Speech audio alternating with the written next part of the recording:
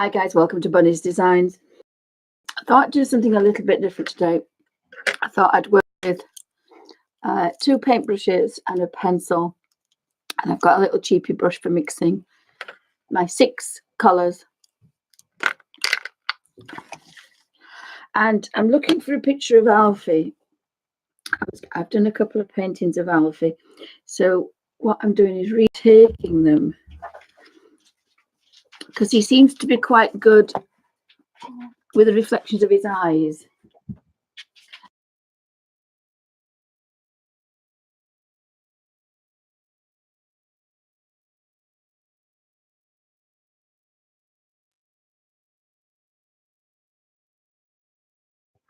Yeah.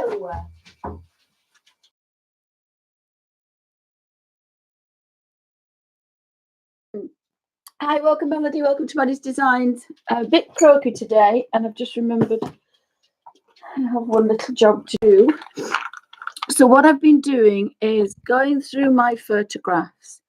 The worst thing about deciding what to paint is actually deciding what to paint. I always love that one of Alfie. So what I'm doing is just taking some photographs. Now that one's a little bit blurred, but absolutely adore his eyes. I don't know how to do it. So I'm going through all the photographs of him, and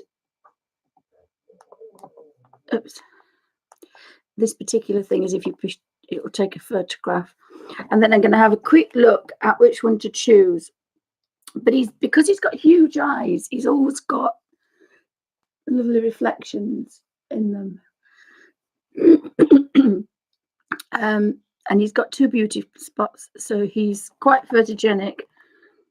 This one's a nice one of him as well, and again it's that reflection in his eye.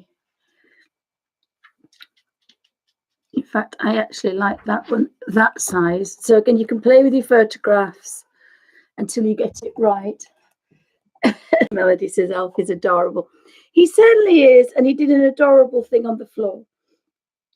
This was Alfie. My wheelchair had been sat in the corner, and Alfie went, "My chair. This is nice. This is for me." Alfie thinks everything that arrives in this house is for Alfie.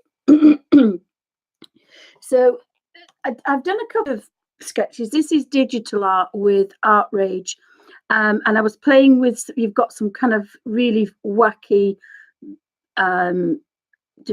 I want it pinch and zoom. I don't know why I want pinch and zoom. My laptop is playing up at the minute. And so you can have, but that was one of the first attempts at digital painting. It seems to have got some dust on it. Maybe that's what it doesn't like. Excuse me. So the worst thing about deciding what to paint is sorting yourself out. So again, here he is, being an Alf master. I'm not allowed on the chair.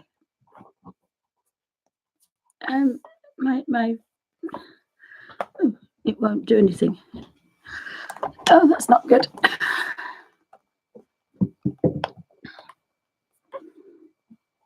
Alfie's not allowed on the chair. And of course, where is the Alf master? On the chair.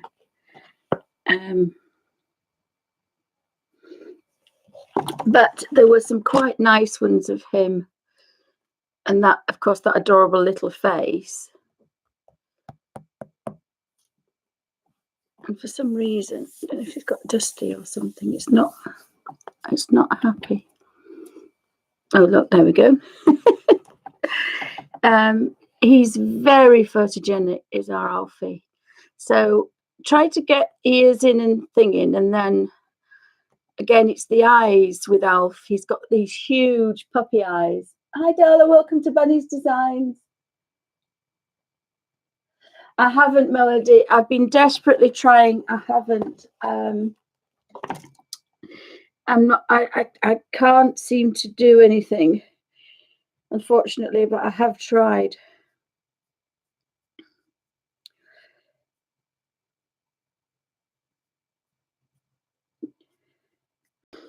So I've had a bit of a flick through.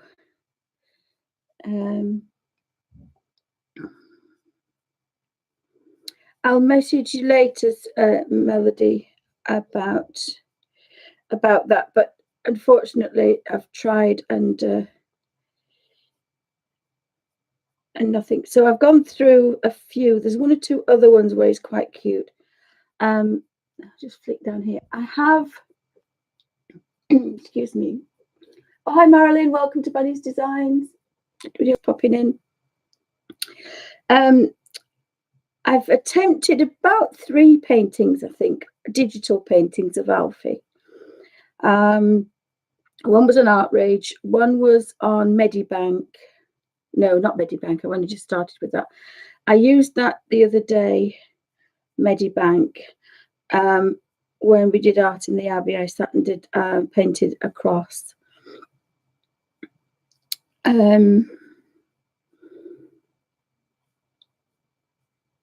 Coral art, I think I had at one point, but I've lost it, and you have to buy it again. If you were buying it twice, so I was a bit kind of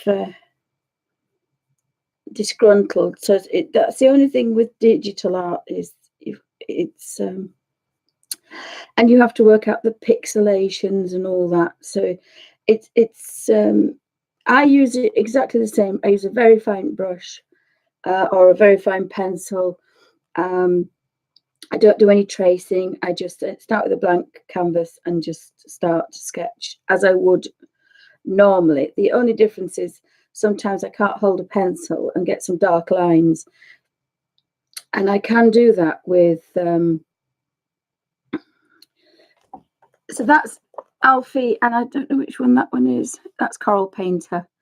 So that's a little sketch of the Alfie using my Oogie. There's a video on a lot of these. If you look above on the up the top, it says playlist. There's a lot of digital stuff in there. That's how it started. So it's quite nice, is digital art, because you could get some really fine detail. That was a very rough self-portrait. That was Leonard, one of the pussycats that we looked at.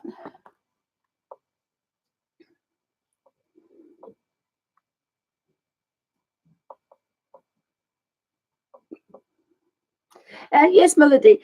I thought I'd do a sketch. So digital art has its place if you want to work in oils and acrylics and pencils, and you can't do that. Now I want to work in some small details, so I won't be. It's not wet on wet today. It's basically watercoloring, but instead of doing it from a drawing that's already done, I'm going to do a quick sketch. But it's using the 6 colors and then taking an image, and then so I was going to be, oh, that's the other one I did of Alfie, but it's not finished. This is one of the early stages, but again, you can see he's got these little appealing eyes and his little beauty spots. He's got 2 beauty spots. He's got one at either side of his face.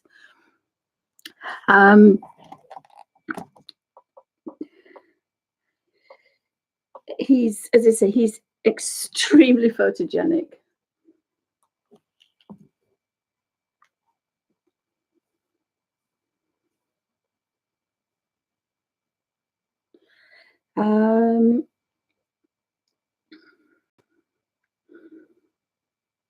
So if I was going to be doing like Valentine, I was quite tempted to do Valentine, but it's a landscape, so you want to do a wet on wet background. Really, you want a nice sky.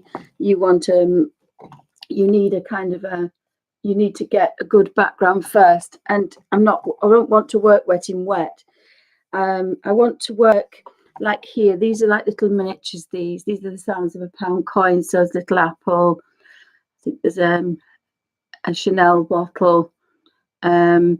Little tiny things to do in it just as a study, and I think that eases you back into painting. Something like that would be quite good. That's a flower that was with the rocks, but of course you can have a look Oh, I'm really going to be cross if this is broken, but never mind. That's the sketch. That's the photograph of Alfie, and he was hiding behind me. When the first day we got him, we rescued him. So he's quite cute, bless him. So I'd found a couple of paintings that I'd done in 2016. It's definitely not happy. So I decided that I want to go back to painting again. I don't think it's coming up, but never mind. It might be something to do with this thing. So I decided that I'd really like to start painting again, because I used to do really fine drawings, but I cannot hold ink pens and pencils for a long time. So I thought I would just have a bit of a play. Again, this is another bit of digital art. You photocopy, you take a photograph of a page, and then you play with digital art and color in. And again, it's not cheating. It takes a long time. It can take hours and hours and hours. But the nicest thing about this is I can work in colored pencil. I can work in colored pencil, which is something I can't physically do. I can't blend pencils, but I can do it digitally. So there's something quite nice about working with digital art. That's Art Rage. It's very simple. It's free, not on the iPad, but on the if you use your ordinary computer and a tablet. This one's an Oogie, and they're about £150, and they come down in price. And it's quite nice to work with. It's simple. You've got colours, you've got tools, and I keep a little, if I'm using colours, I forget what I've used, so I make a little palette, and I can tap back and I know exactly which colours. So I have 3 yellows, 3, if you notice, mine are in threes. So I've got a medium tone, and then I've got the highlights, medium tone and highlight and a shadow. Most of mine are in threes, and that means that I've got the shadows and highlights if I want. So it's exactly the same way of working. It just means you can do it just that bit longer. You can work in oils and acrylics and pencils, which is something that I say that I can't do physically with bad hands.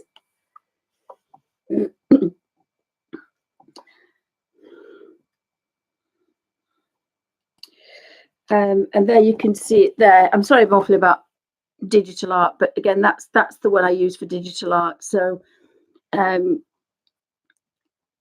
one, and we recognize Bennett Klein. And again, the Bennett Klein one is wonderful because Klein, although they're gorgeous, you can't use oils and acrylics. That's marker pen. I can use marker pen, oils, acrylics, and really, I mean, it takes a long time. I don't just color in. Everything is drawn. The feet, everything is redrawn. It takes hours for me to actually, even though I'm coloring in, because I use a very fine pen. I draw the hairs individually with the finest pencil or pen or paintbrush that it will allow me to do. So it will take me longer, if not as long. The only advantage is I'm not mixing paint and hurting my hands. I'm just tapping, and so it's really nice to work. And there is a couple of videos on that was another one, a first attempt at the Elf Master. Again, sitting, it's a rough because you've got the big strokes, and then you go back in and refine them just like you would with acrylics or oils. You work over and work over. That's one of my first attempts at the little puss, one of them that we rescued. Again, we can recognize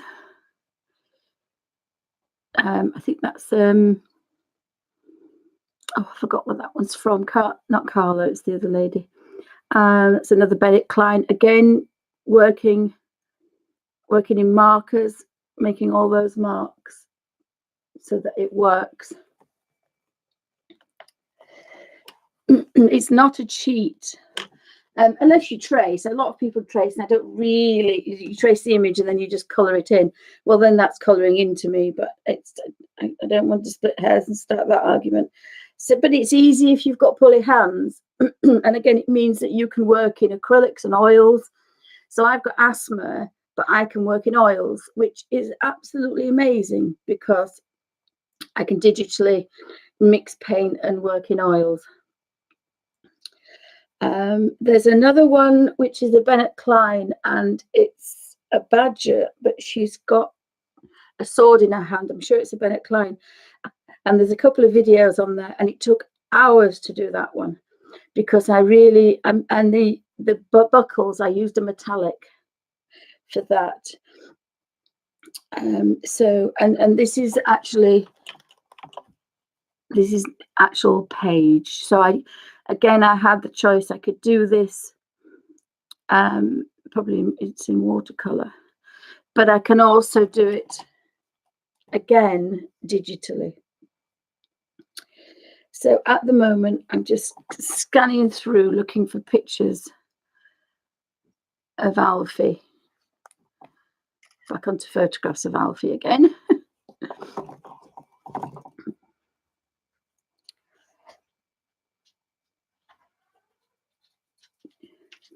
There was one or two other ones, but what I've done is, because I've taken the photographs of him, if I go to the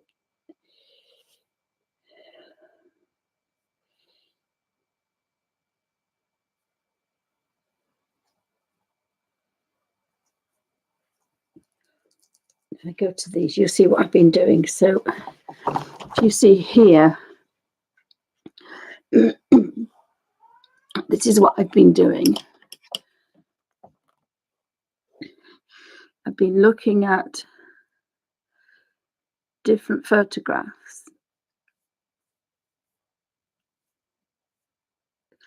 to see which one I quite like to draw. I always like that one. That's a really nice one of Alfie. And again, you've got that eye that has such an expression and his little button nose. He's a bit scruffy there. That is a lovely, that's almost like a Rembrandt with the dark round. He was in the car, and the lighting, almost Rembrandt lighting.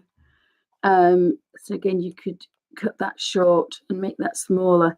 And again, we've got just that little reflection in his eye. But of course, we've got his other eye there and the highlight on his head. See, the other thing you've got to think about is, are you working in oils or acrylics or watercolors? That's quite a sweet one. That's the one we know and love. And again, we've got, you must be in the kitchen because that's the strip lighting in the kitchen. That's a really nice one. I like that one because he's in the garden and he's got a lovely wet nose.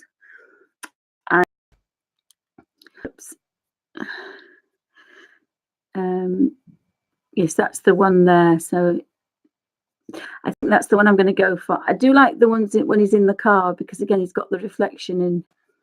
But I think I like that one.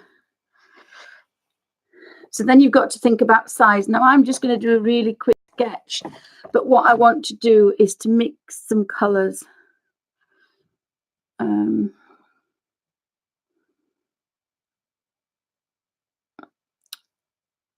Hair's not the easiest thing to do in a watercolour either, really.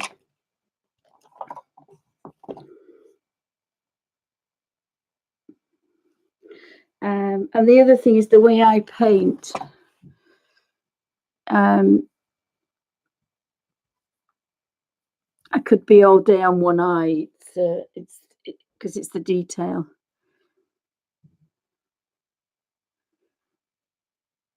But we could have a go. This is what I did on Medibank. Now, if you've got an iPad, there's a thing called Medibank. I've heard about it before, but I've never used it until I got the iPad. And I'm not used to using it. I've only used it twice, but I did, there was the cross. Now, I wanted to paint this today because, and I made a mistake because my hand's poorly, I leant my hand on the side and the colours were down here. And it changed the colour to purple instead of being a black pencil. It was acrylics, but instead of being black for a dark outline, I was doing a brown outline because I always do a sienna or a raw sienna or a burnt sienna as a sketch. And I thought I would do that. And then I decided to make it into a painting. So that's a rough of the background, but I wanted to get the reflection of the window. I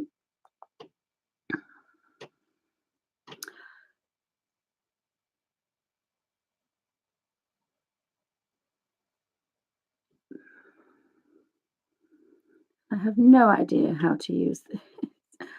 And the reason was, tell a lie, I must have used it before. I was doing a quick sketch of the altar. Oops, you see, if I move my finger on it now, it'll do that. Now there is a thing put here with the hand.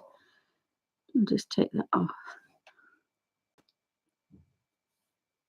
So I was doing a quick sketch of the altar. Again, that's in acrylic. You see, it's acrylic there. It says acrylic is highlighted. And it's as you would paint on a canvas. So get the canvas, make a little bit of raw sienna or burnt sienna, and that's the rough sketch. And then from that rough sketch, you then go in with either tone, if you want to do it that way, or your colours. But that's your rough sketch for a painting. And I would do that if that was on a canvas, or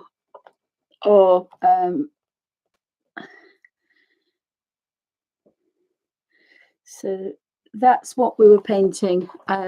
We were in the little room, and the cross was reflecting the window, the lights on the window. And I just enlarged it and used that. Oh dear me, don't know what's happening with this now.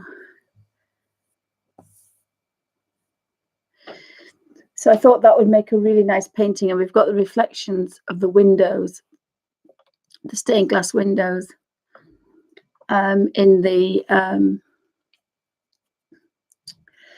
room. So that's what I was sketching, and you can see the reflection of the window in the silver. So it was quite a nice. It was a beautiful day, and this is the room that we do the art in the Abbey. So it's quite a nice small chapel. So back to Alfie.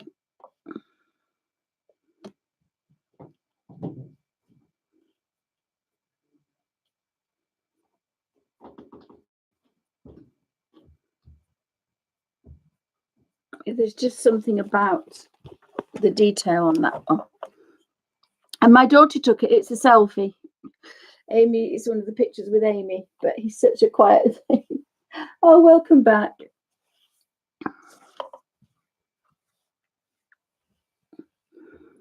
So if we look at the colours, if you're thinking about colours, now obviously it's difficult on a photograph because your colours are a bit stale, but we've got pale greys, we've got dark greys, so we've got blue greys. There's not, the only warm grey is round the eye. So the brown is turned dark. So that lovely pale brown is inside the eye fur, but it's in shadow. So that's a warmer brown, but all these are cool greys and There's a blue, there's very blue there.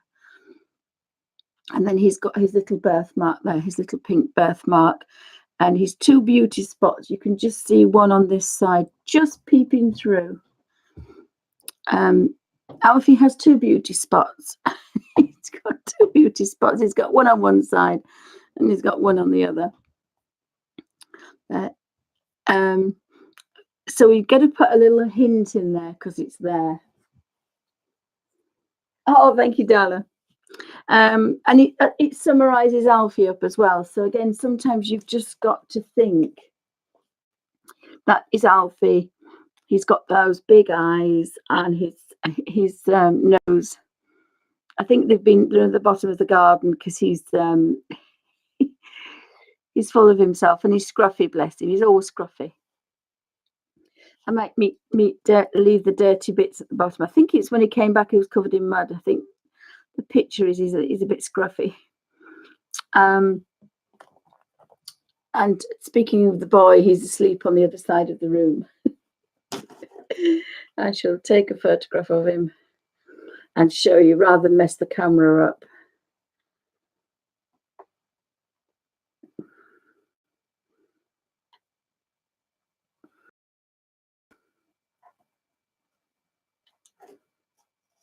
And somebody's come. Hello, darling. Come on then. Oh, the little cat came to see us. Betsy came out. Come on, Betsy. Betsy.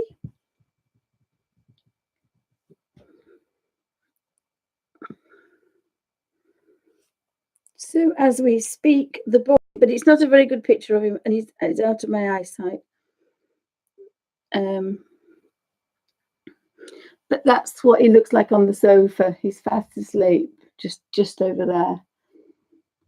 So if we do need to match some colours up, we could go up to him and match some colours up, but fast asleep. So Betsy wants to come and say hello. Hi, Bets. To Betsy. Hello, Betsy. So Betsy, very good now. So that's about as big as we're going to get. I'm not sure how big I want to play. I think I may just start. I'm not going to work very wet. Definitely not very wet. When I bought some paints, I ended up with some of these watercolor pads. So I might just do a small sketch of him.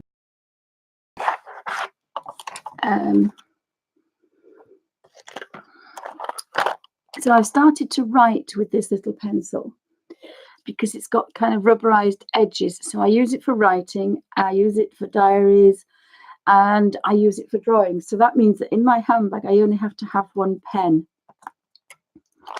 I've been using these couple of paintbrushes, the 00 and this pure number 4. So I think I might stick with those. And then I've got a little bit of a mixing one.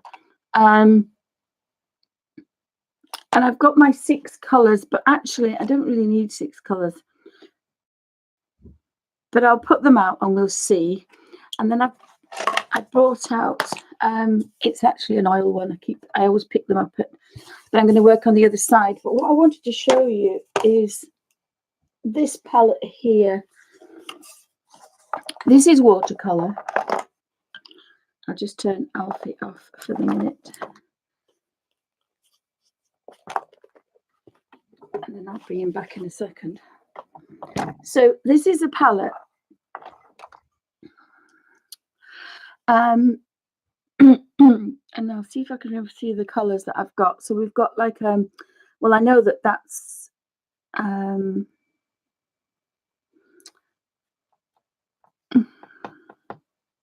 Naples yellow. That looks like lemon yellow, cadmium yellow. That looks like gamboge, cadmium red, alizarin crimson. And then you normally have a pinky, another pinky one. So that will be magenta, purple, French ultramarine. There looks to be 2 purples there. I don't know what set this is from. Then there looks to be, that's cerulean blue. That will be the Viridian, is it? Viridian. That looks like it's a hooker's green. That's a raw sienna. No, that one's yellow ochre, a raw sienna and a burnt sienna.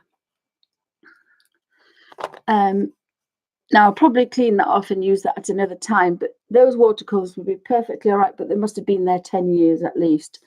I've been having a dig about and I found all sorts. So I found this other little one, and it's not really up for that, it's for oils, but I'm going to use it for acrylics. Just going to give it a bit of a wipe. I've got a couple of clips because I was going to tilt the work up. Really, the work should be tilted up so that it's easier to work from. So I'm going to see if I could put, and it's going to be a bit noisy, guys. I just have to have two things before we start. Apologies, but if I don't,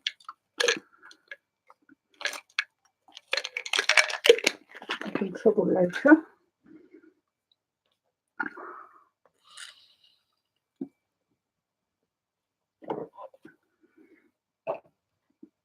I hope they made me a coffee. So I haven't got a very large, this is A5, so it's not a very large sketch. But I do have this one here. I may actually, because it's a bigger picture, I think I might go bigger. I wanted to do small. I'm going to do miniatures, but I think I might just see if I can get this one on here. So this little box, I must have bought some of these for my daughter. So really, you want it tilted up, so you've got your back straight. That's really how it needs to be. But I can start it like this, and then I'll probably, I can put it on there to work with, because this is going to take quite a while. So I'll try and start it today. And I'm not sure what the light's going to do, because of course I've got the camera right across at the minute. So, oh, hi Pamela, welcome to Bonnie's Designs. Anybody else popping in that I've missed? Hope you're all well. Just have a play with this. And again, it doesn't like white canvas, so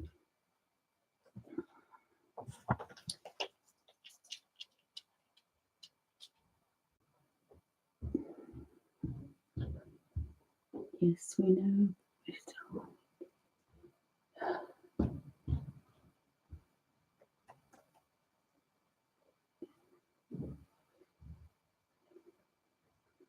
We'll just see if we can move it a tiny bit.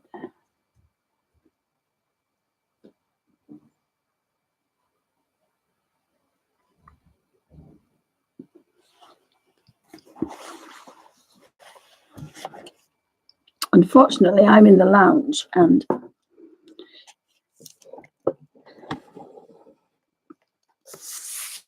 the camera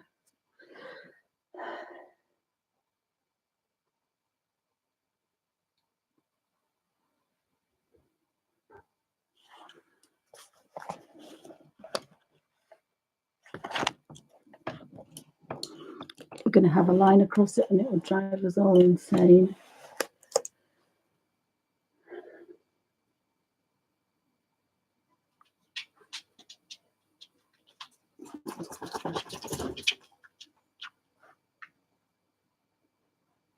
I will have a shadow over it, so it'll not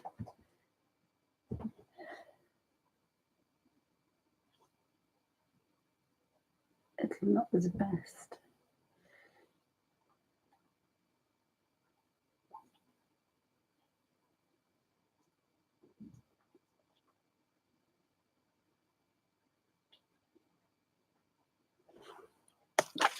That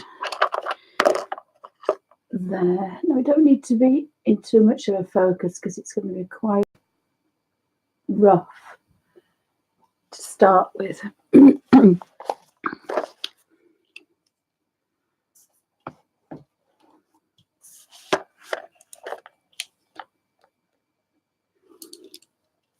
So I'll get the pencil out. So sometimes you can spend hours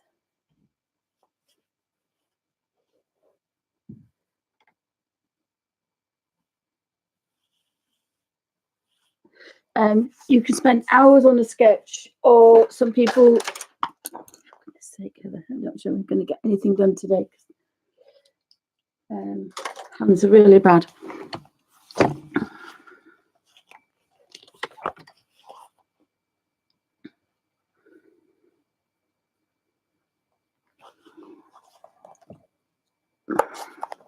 So I tried to keep it that side, and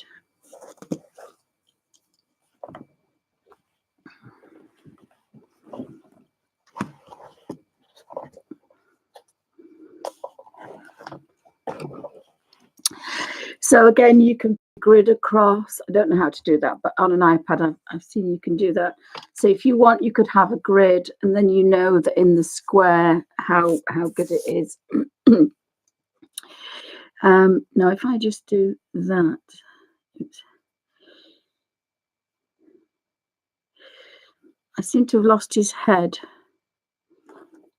So which picture was it? It was that one. So she has lost his head. He has lost his head. It's quite a nice pose, is that? But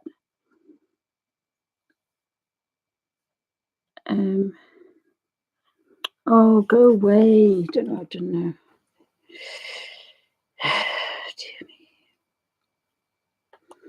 Let me just put that off. I don't think that'll work then, so that might work.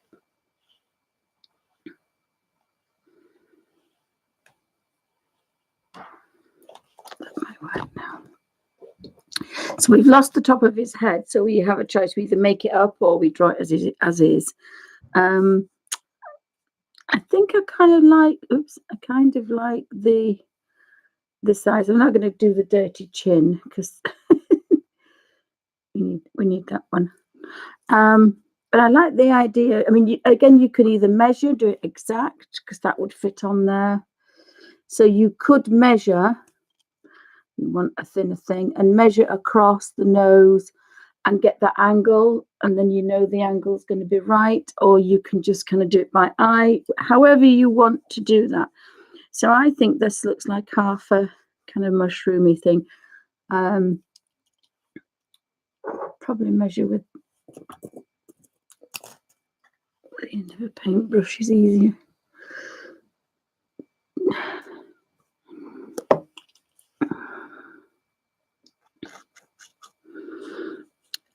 And then it kind of, we have a bit of that. Oh,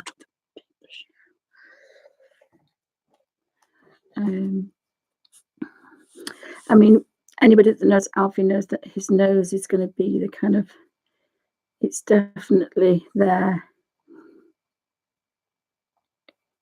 with you.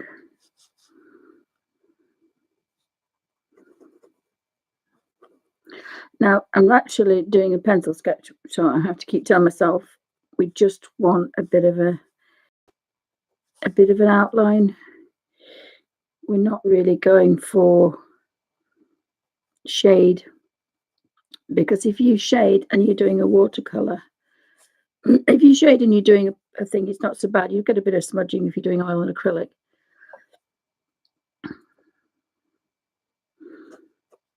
But it's really to show how the nose is made. Now, the other thing I usually do, I never usually work like this. I usually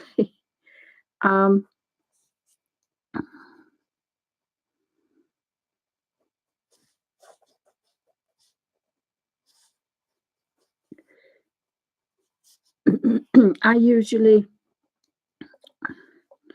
draw the paintbrush. So that's what I do. And then you want the angle there. Again, if you want to measure it, you can measure it, the angle there.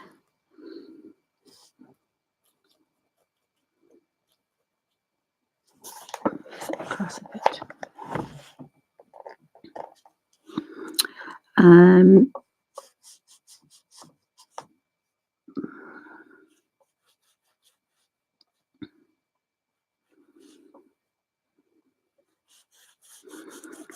And he's obviously sloping across. Now you've got to be a bit careful putting lines in because we're dealing with whites here. Alfie's got a lot of white on him, so of course you'll end up with that. But if you needed a rough idea, I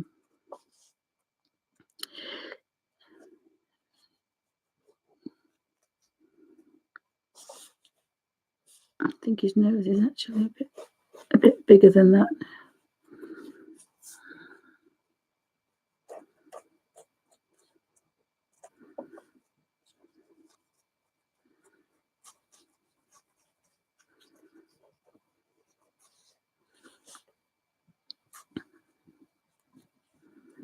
And again, if you wanted to measure to see if you were right,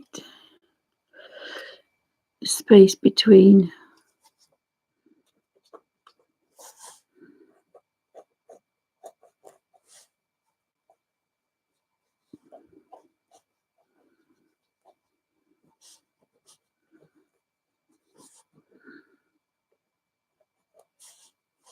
and his eyes, it's quite an unusual shape.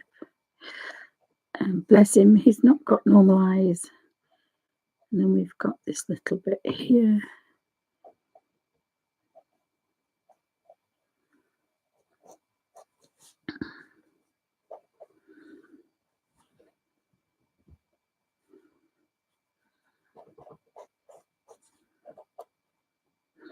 And don't forget that I always end up with the perfect buttonhole. And it's the eye could be perfect, but it's not in the right place in conjunction with the rest of the face. And that's because if you don't measure, that can happen. So you've just got to kind of, there should be probably a bigger space. This is a very rough idea. I just wanted to play a little bit. And then the other eye, just have to just do that.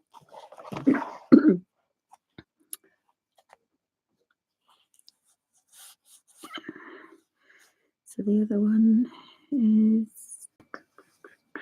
straight across, is halfway through the eye.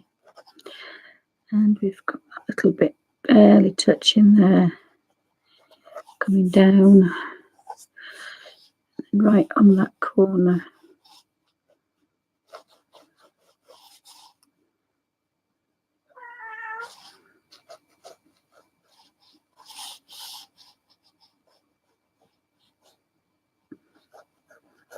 Bless him, he's got his horrible dodgy eyes.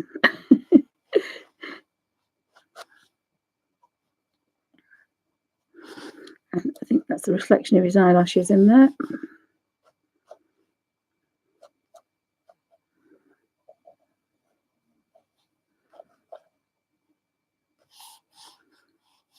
And he's got an eyelash going right across his some hairs going across his eyes, but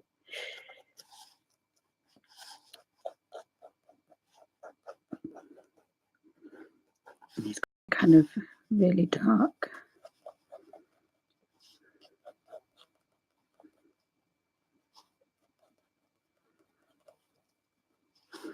And again, this is where acrylics and oils is a lot easier because he's got hairs going in one direction and then his snout hairs are going in the other, his nose hairs are going in the other direction. So, and then he's got his ears coming down.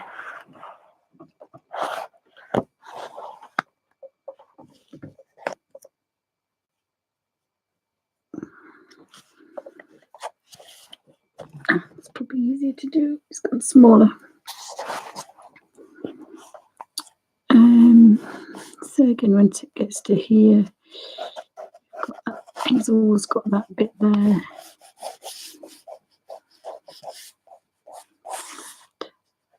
It's got brown.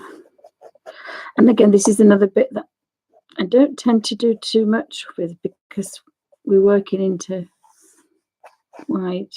And his ear, it's got that bit going to there, then down, and then his ear comes down.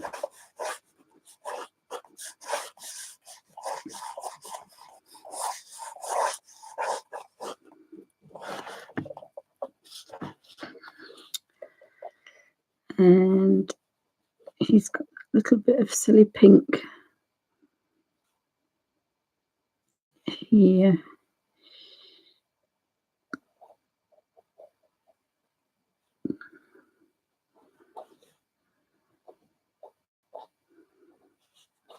And that disappears.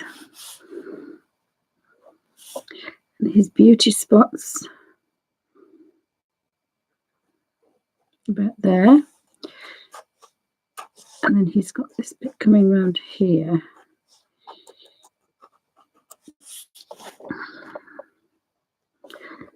There's a few whiskers down here and quite dark.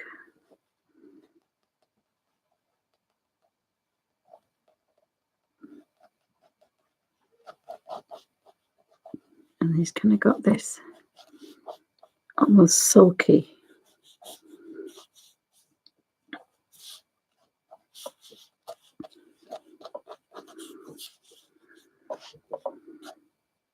Not easy in watercolor. So this might not work because, as I say, you've got lines on here now, and the best thing to do would be to erase quite a lot of those, so you've got very faint outline, because it's very difficult, especially in watercolor, to get rid of them. Anybody got any questions? No, I don't have an eraser ink.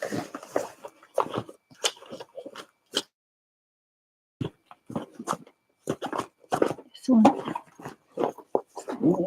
I don't normally have erasers because I usually work in these, but never mind. The other thing to do, you could also do as well, is a little study of the eye. So you could either on this page or on another do a study of the eye, do the nose, do some section of the hair, and so you've got a real feel for it. So then when you're actually doing the thing, you've already kind of worked out sections, and that's another good way to work as well.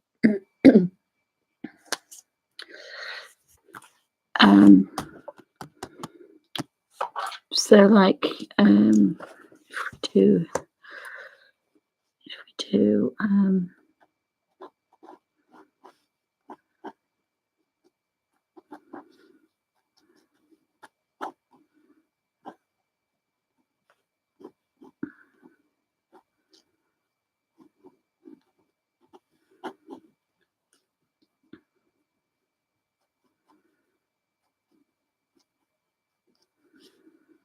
and again, this is where you can really look at colours. Oh, hello, darling.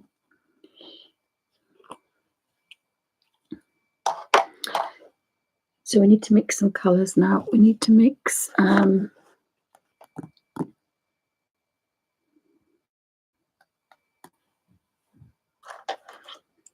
brushes on the floor.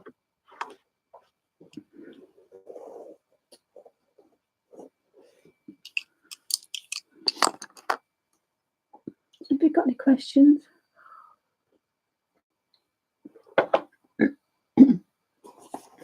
And I forgot the water pot, but I can just temporarily use this while I do this little section.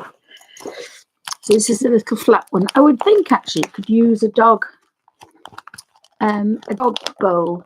These little flat dog bowls you can get fold flat. I'm sure you could make that work for a water pot. I always find that things for artists are always more expensive. Being a tight Yorkshire lass, I think you can get the dog ones in the pound shop. I haven't seen it for a long time, but I'm sure you can. And actually, that's distilled water.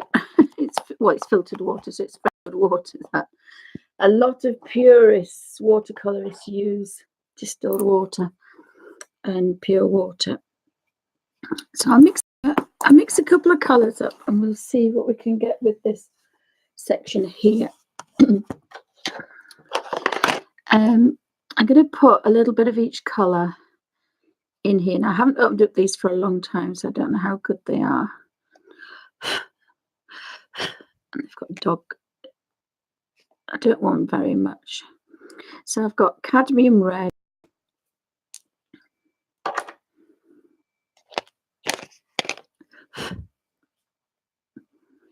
cadmium yellow. Now these are the Cotman ones, but these are very, very good quality.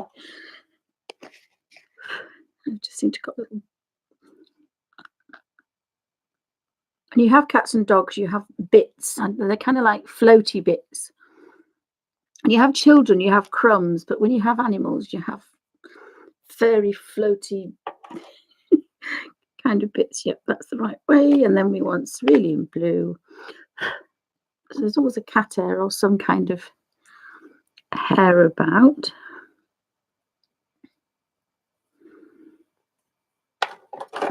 Now, I put all these colours out because I think this is a limited palette, but it's a Cheats limited palette. There are, wrong one. There are 6 colours. And I've got a dog hair on that one. I knew I would have. There are 6 colours here, but there isn't a colour on the planet you cannot make. So it's a Cheats. It's my Cheats limited palette. If you had different yellows and different reds and different blues, you cannot make every colour on the planet. But if you have these 6, you can make every colour on the planet. So we've got lemon yellow, cadmium red, Elysian crimson, French ultramarine, and cerulean blue. And now I've got one on the top of that as well. So I've got cat hair on the top and on the bottom. So that's just, I've got bits everywhere now. So I always have kitchen roll and baby wipes. I don't know where my baby wipes are actually. I have to get them out again. So Frankie's come to say hi. You want to go sit down like a good girl? Frankie, go sit down. Go sit down. Tuck up, good girl. Tuck up.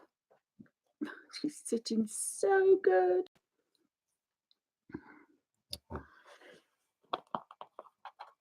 I think I'm going to put a drop of water in the bottom, I think. Because it's going to hurt my hand to have to lift up to wash the brush. So if we look at the eye, I'm going to do a little bit of a quick sketch, study of the eye. So if we look, if I move things across, we've got, it looks more bluey on the eye, on the screen, but it is actually, oh, you're having a storm. Oh, thank you, darling. Yeah, it came in one of these watercolor sets, but I'm sure you can get them for the dogs, and they're about quarter of the price. So I've got my palette here. So the first thing I need to do, even though it's not that clean, I'm going to put the painting brushes away and just keep the mixing brushes out for the minute. And I could even put these to one side because, again, some artists spend hours getting the right colours. Everybody works differently. So we want a cool blue. Now, I say it looks more bluey on here than on my iPad. But it is a cold blue, a cold grey and black.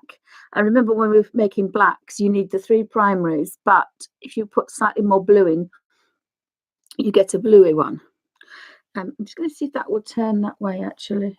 Yes, it will. That's good, because I don't want to catch the iPad thing. So if you put that there, we've got the eye. Now, normally I have my boring colour palette of yellows to greys, but because I put them in here, oh, I just put water in that now.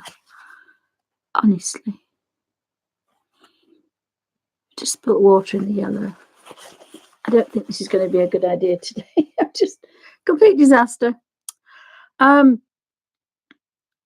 we definitely want French ultramarine. I did it in the middle here. So we've got French ultramarine. Clean the brush. That's my clean water. and I've got a brush. And I'm going to put alizarin crimson. So that's going to give me a purple, but it's a cool purple. Remember,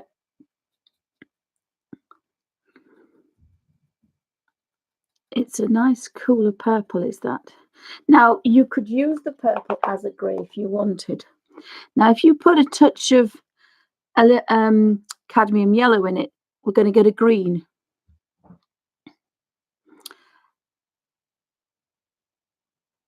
No, I'm actually going to put a touch of, I'm going to put a touch of cadmium yellow. So I've got a green. It's a dark green, beautiful dark olive green. So then I'm going to put a little bit of French ultramarine back in here, because if I put the cooler blue, I need something with a touch of red in it. I'll get more green because it's just blue. Well, French ultramarine has got, now that's like a dirty green. It's almost lovely for some dark shadows, that. But mine's a little bit bluier. It's a blue grey black rather than a green black. If it was a forest or a wood, that would be fine. But this is a bit of a blue black. So I put a touch more blue in it. Now it's got too blue. Now it can take you hours to mess about with this. And put a touch of cadmium red in it. You've got to be a bit careful with cadmium because it'll turn it brown. Yeah, we've gone brown now, you see. And that's because I didn't put alizarin crimson. But once you have a base red, a base grey rather, or black. I'll drink that, thank you. Yes, please. It's not a lamp black. Remember, lamp black was the very cold black. Now, there's probably lamp black in here somewhere, but here it's not quite as dark. So this is going to be darker. So I don't want to start with black. So I didn't get black out of I've made my own blacks, and I kind of like to do that. Now, if I just take that blue and put it up here,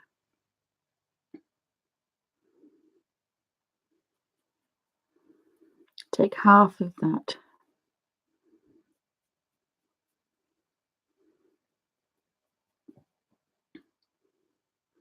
And also remember, the magic we have with watercolor is we add water to it to lighten it. So I've got two different tones of grey. So I do have a darker one, and then I have a paler one to do these colours in here. If this was acrylic, I'd be adding white or a cream. I wouldn't be adding a yellow cream because yellow with the blacky blue would make a dark green, and I don't want green. I want the blue purple. I hope that made sense. Oh, Darcy says, is the weather getting warmer? It was getting warmer. It's overcast today, but it was quite nice yesterday, but it's been a little bit windy. So if I put some water to this shade, you can see it's a blue, and of course if you look there you can almost see it's slightly too purple. So I am going to put a touch of French ultramarine in that, and that's made it too blue.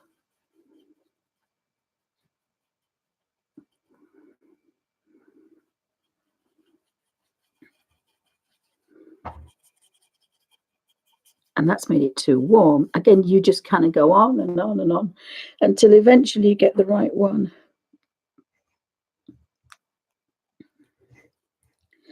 What I should have done is made a brown first, because brown and French ultramarine makes a very dark Payne's grey.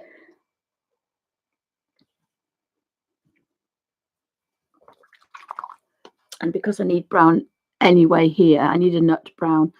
So if we take Elysian Crimson up here, and we want not the purple blue, we want cerulean blue, the cold blue, we've got a brown. Now it's a red brown, it's a warm brown. So we need to cool it down to be a darker brown. So that's a bit of a darker brown, that one.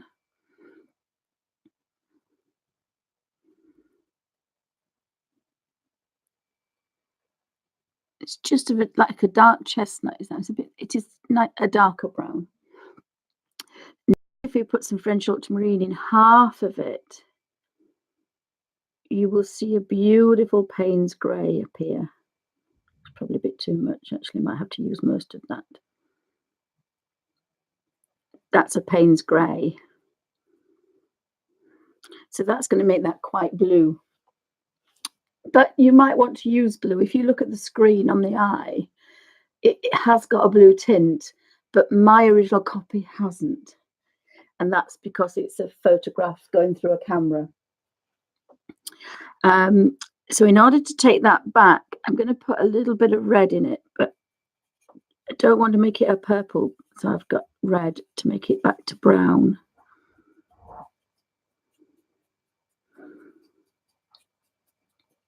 But I've got to be careful because I want these to be connected. Now that's like a very dark purple, so I'm going to put some more French ultramarine in there.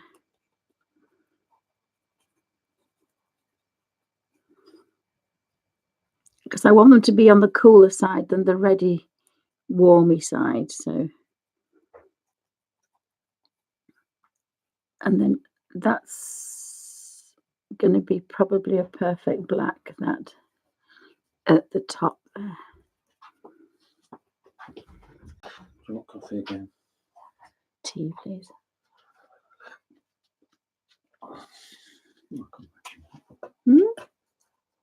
You can find me the baby wipes, could you please? And may I please have my big pot of water that's in the kitchen? Okay, I'll find you baby wipes. It doesn't matter about baby wipes. I've got kitchen roll. It's fine, Nigel. Just the water, please.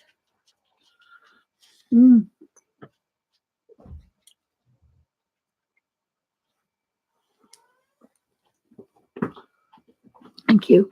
So if we take this down and water it out a bit, we can see it's a purple grey, but it's a cool grey. And I can see that colour here. If we put just a touch of blue to that, it'll cool it down and just knock the purple out of it to make it a grey.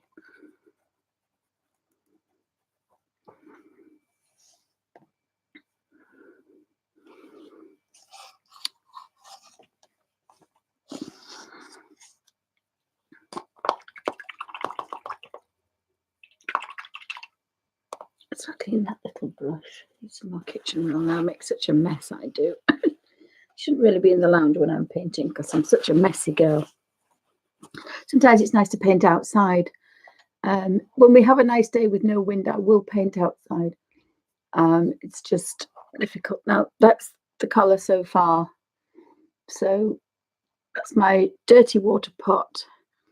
And then that was my water pot for using for picking colour up. I'm just running out of space now for some reason.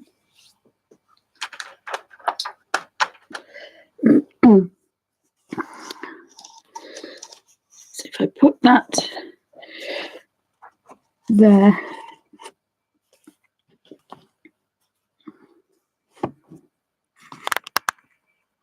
put that there.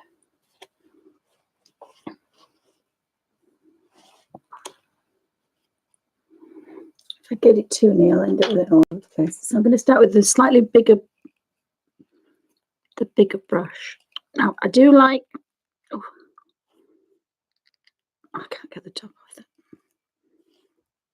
I get little plastic tops on the end. It's not coming off.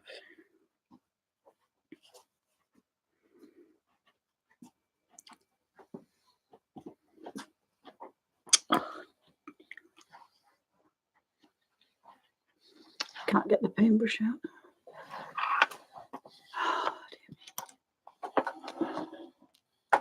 Thank you. Oh, it's just everywhere now. Pardon? How much was off the? I think it might damage the brush. I don't know why it's stuck on. The only way to do it is with a little pair of pliers. That one's come off. I don't know why that one's not. I don't know, Nigel. Thank you. So I've got 2 brushes, one for detail. But these go to a point, so you can get still some nice detail. So obviously, the smaller the area, you have to look what's what. And I'm sorry about the light, guys. It's really bad light.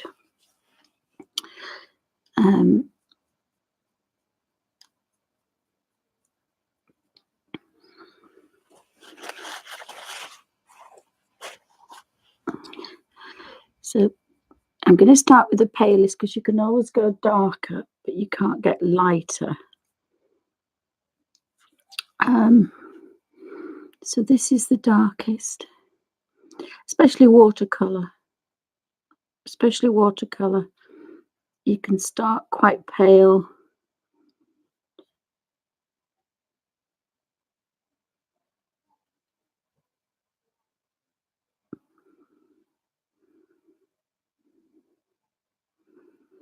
And it gets very pale as it goes down there.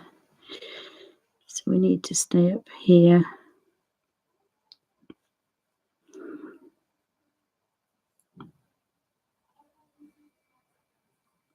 And then the other thing, of course, you've got to have, we know that Alfie's eye is quite dark.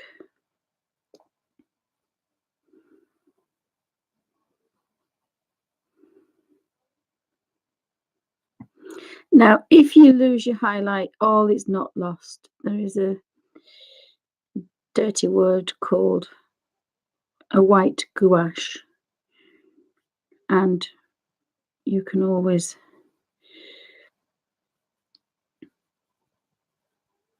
put the highlight back in. The little pod is Betsy Doodles. Hi, Betsy Doodles. Here she comes. So Betsy's doing very well. We were talking about her yesterday.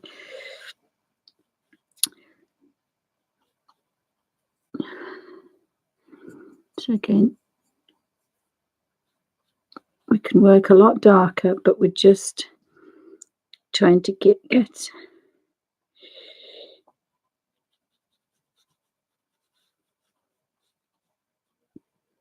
there's no highlight up there.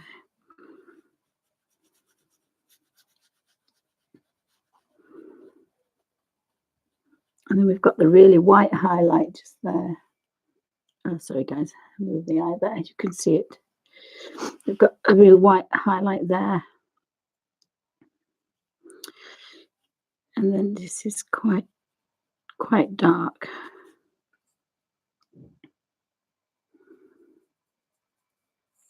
It is a big brush, this, but pure watercolor brushes and sable brushes, they have this wonderful thing about going to a point.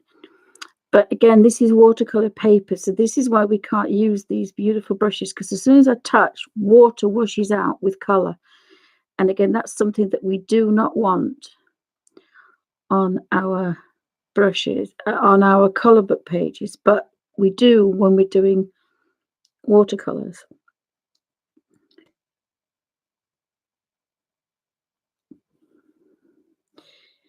So we can kind of think that that's going to go in, and then there's something there.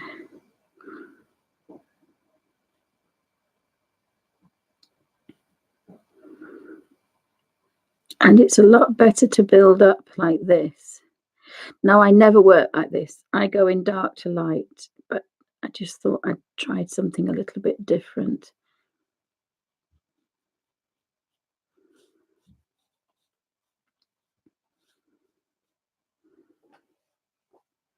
And it's probably very boring.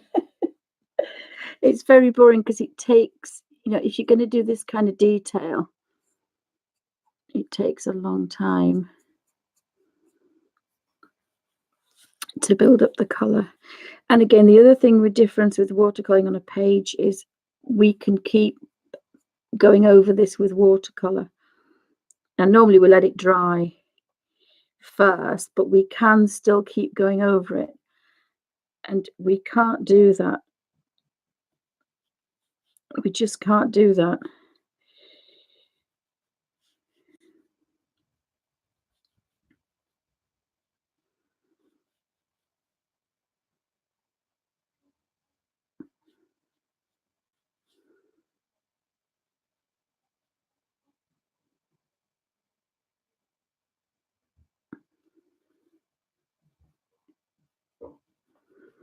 Because I'm not doing the eye now, I've gone off the eye.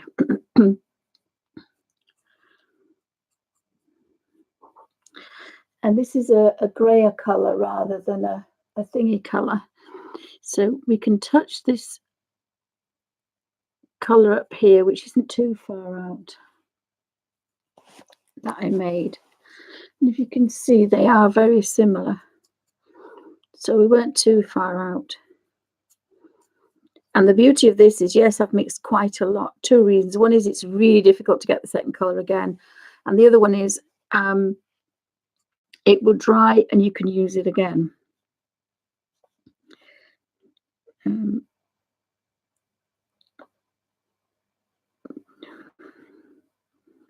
So we can really get the darkest dark.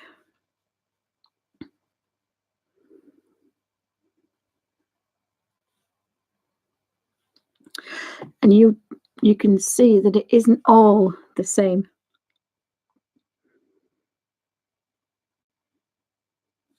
Shade. It's not all the same shade. There's some darker areas than others.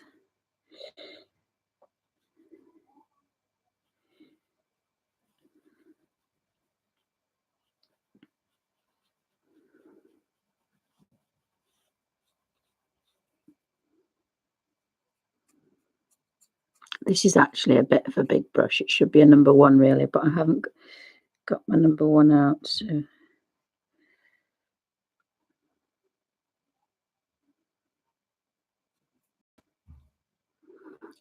if we let that go lighter, so if this was acrylics, we'd be adding white. You see all that water? I do not want all that colour out. I just want a small amount. What you can do if you don't want that is to touch, and it'll take a majority out, so you've got more control over what comes out of the brush. That's another way to do it if you want to do that. So instead of having this rush of colour, we've got a lot less now.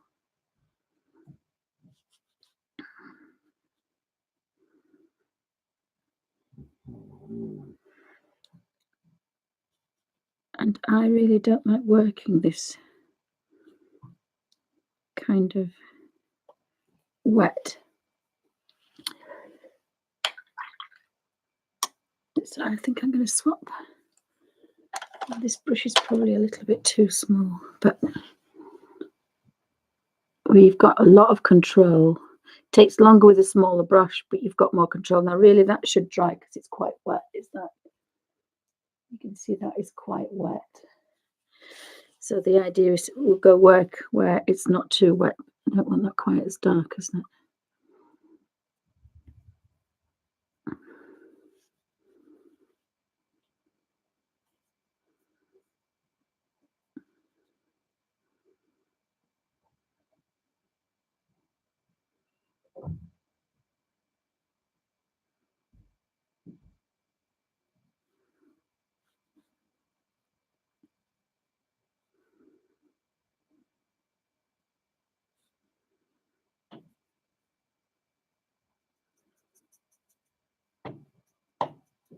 Again, that's a bit of a blue black. I don't want a blue black.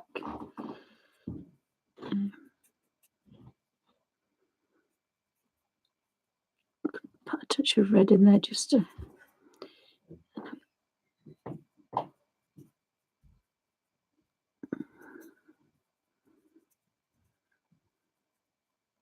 Shouldn't be mixing with my treble zero brush.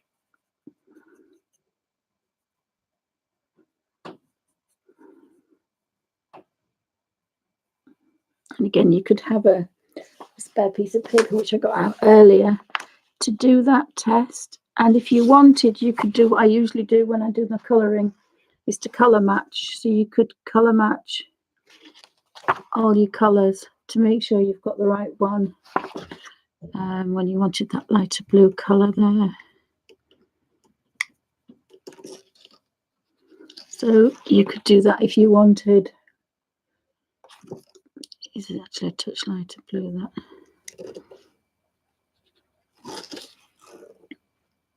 So you could do that as well if you wanted, or you could just do a general, oh, that's the colour I've got. That will do. And I usually stick that out the top of, because once you've touched your work, it's on there. Very similar to when you're doing your colour work, you know, you touch just to make sure it's the right consistency. And then you can work. You might find this really boring, guys. It's going to be very boring watching me watch paint dry.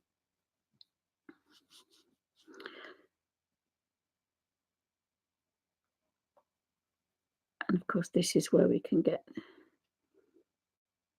the darks in. You don't have to do this. You can do it lovely and free and flowy. It's just I'm not really able to do that. I was when you get quite tight, which is really crap for being an artist. It's brilliant for a graphic designer, really bad for being an artist because you're so tight. You work really tight and it's so difficult. So when I'm going to do my oil paintings, I shall be doing them in a completely different way.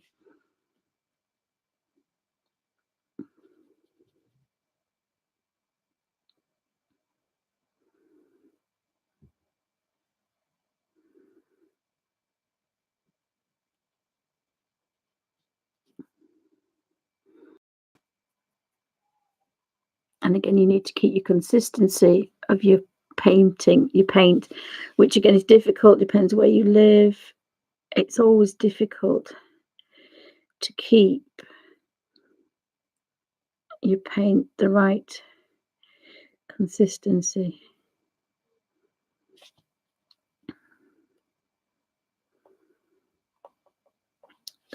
I've gone over that particular one.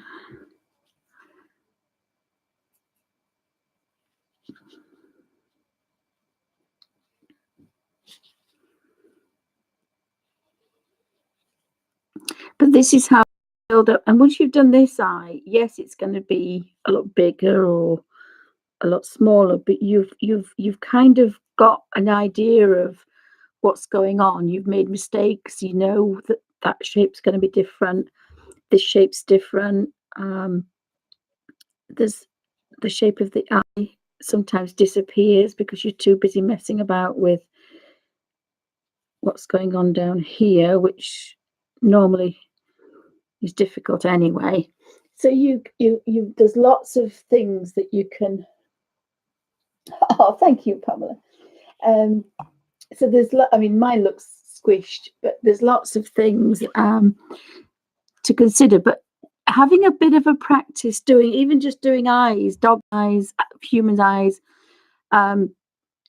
whatever your subject's going to be, just like if it's a flower, pick a petal off and paint it half a dozen times. It's always different when you've painted it. Now, my consistency is pants at the minute. I've not got. This is what makes my wrists and my hands ache doing this. But while you're working on here, you're just stroking when you're doing it on an iPad. So it's always easier. But there is something quite nice about this, I have to say. There's something quite nice about just having this time to kind of just do. Every colour on there, every black I have on there is completely different. And you don't notice until you water it down. So I think we could bring this down a bit.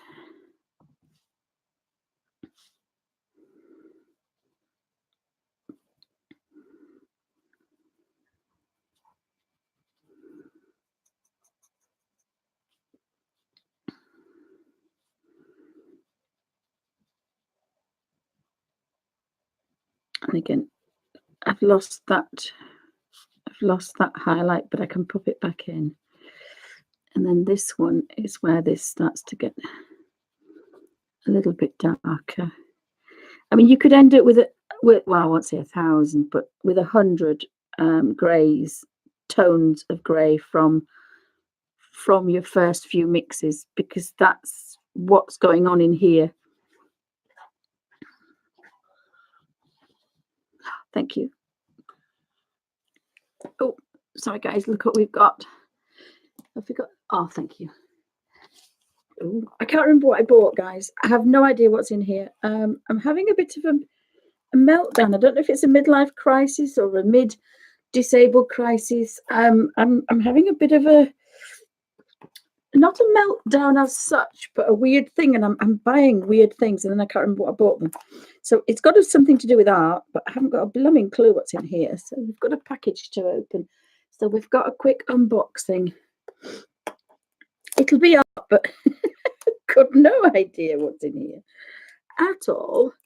And it's well packaged, not like last time. I was really cross with that lady that put the bubble wrap around the outside of that Victorian. She then said that the photograph that I had, the last photograph, they looked all right. And I said, yes, because that I took them in order. So, of course, the first one I showed was the last one I took. Because when you're looking through your photographs, you just have to pick one. It doesn't tell you what order they're in. So she basically implied that I'd broken it on purpose myself, which is like, oh. So I was very cross with it. All I wanted her to do was to say sorry. Sorry, I've made a boo-boo. Didn't want a refund. I didn't want to return it because I love it. I just wanted to just say, I'm really sorry I did that. It's a stupid mistake. I'll make sure I don't do it again to somebody else's Victorian whatever's. But we're not having that. Ooh. Yes, it's definitely paints.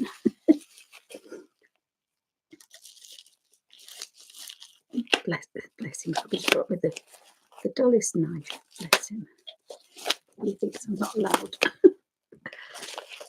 Uh-oh, here comes the Alf master. Now there'll be a bark, guys. Sorry, he's going to attack the box. He actually nearly bit me last week when I had a box in my hand because he went to snatch the box and growled. Oh, we have a slide. Oh my goodness, I thought this was huge. Oh, I thought this. Do you know, I thought this was huge. Never mind. I thought this was blooming huge, like as in a big art box. But the reason is it's metal. It's to keep your, and that slides. But I thought it was, I have to put my tubes of oil paints in. Oh well, never mind. Never mind. Gosh, I need looking up, don't I? I wanted to put my oil paints in it, because it's a tin. Tins are always better for oil paints. I've got my mum's oil paints from the 60s and they're still fine. There's one of them that's gone a little bit. But anyway, never mind. What I can get is tubes of watercolour, so it doesn't matter. It's still a nice little Victorian box. Never mind. I did expect that to be huge, as in, a big art box. But that's my own fault. As I say, I'm doing this weird thing of not... Gosh. Yes, never mind. Right, back to... But that would be quite good because you could get your paints, your tubes of paints, which I probably wouldn't put these in it. I would put my professional ones in it. And they're definitely protected better, even if you've got a biscuit tin. For goodness sake, put your oils, your acrylics and your watercolours in a biscuit tin, because they last so much longer. They are not quite airtight, but also, I mean, if it's going to keep a biscuit crisp, there's not going to be much air in there, and it keeps them dark and cool. So art things are always better in the dark. Tip of the day.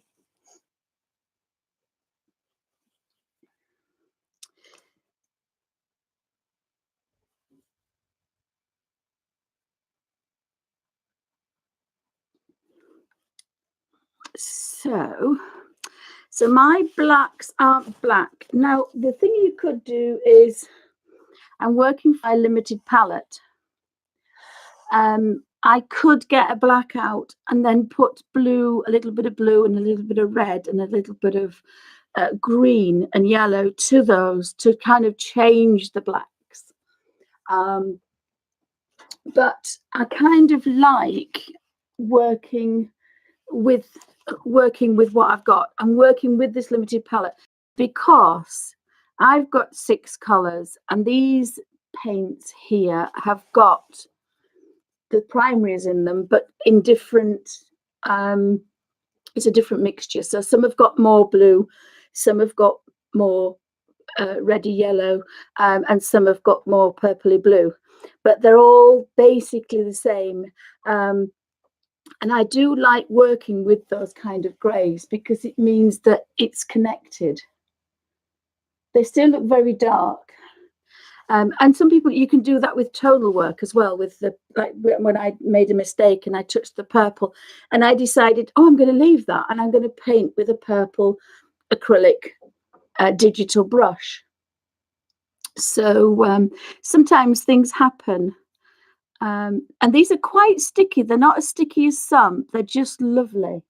And I really love these Winsor & Newton.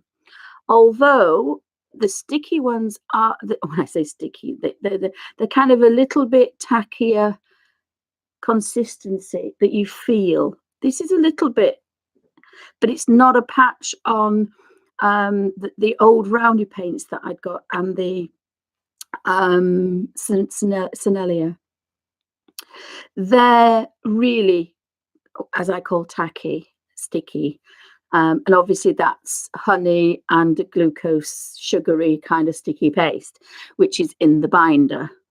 And that's what I'm going to be playing with. At the minute, I've got to just wait for my daughter to finish her degree. At the minute, that's what I'm waiting for. If I put that back slightly, we want to try and get everything in if I can. That's what I'm trying to do, is to get everything in.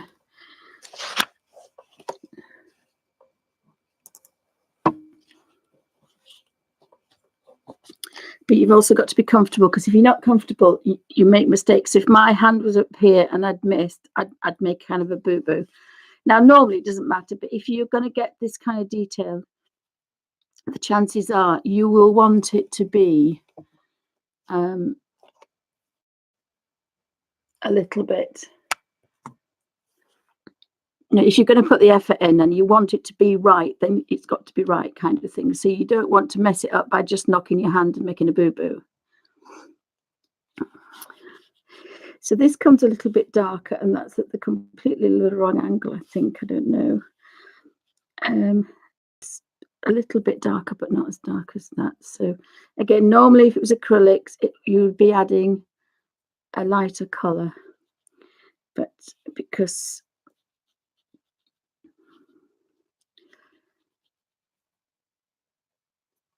it's very fiddly, it's very fiddly, is watercolor. It's almost like a complicated pattern, and there's no, it's like lace making. Lace making looks terribly complicated. Lace making is very simple.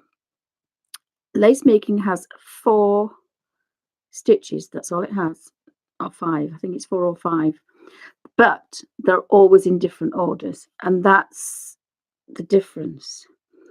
But the stitches, it's a bit like a Christmas cake.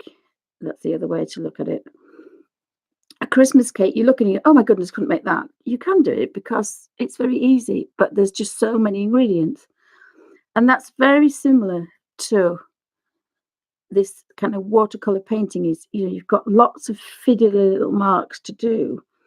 And it's quite simple if you can learn to break it down and not think straight away, I'll go in there and do that, because it won't work. You've got to kind of build it up. The same with when you're painting and when you're drawing. Now I need that to be a little bit warmer, because again it's dried out this paint. And when you're doing this, you'll find that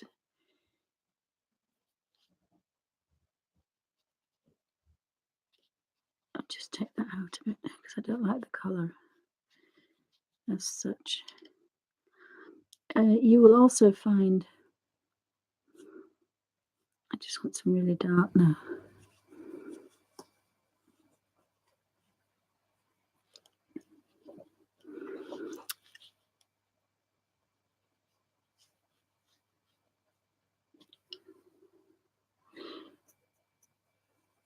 I can't remember what I was saying, guys. Sorry, I apologise.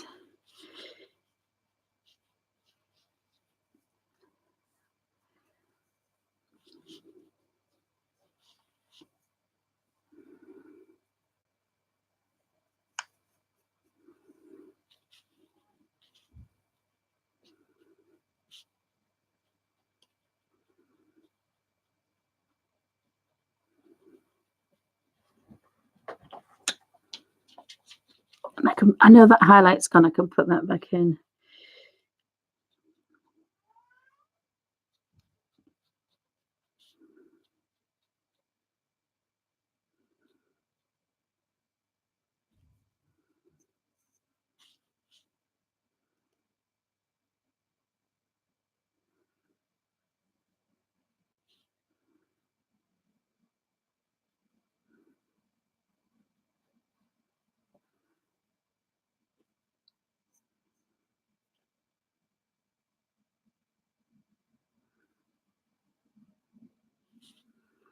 And then the trick is not to kind of panic and think, oh, well, I've lost the highlight now. Because in watercolour, that normally is a disaster. But we have that dirty word, white gouache, which is magic. So it can bring anything back.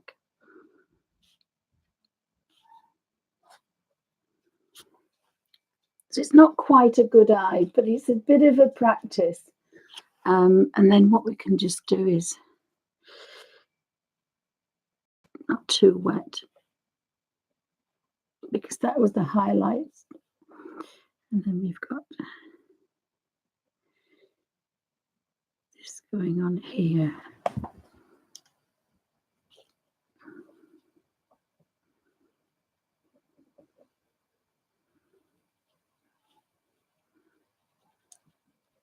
So you're just going to leave the main highlight.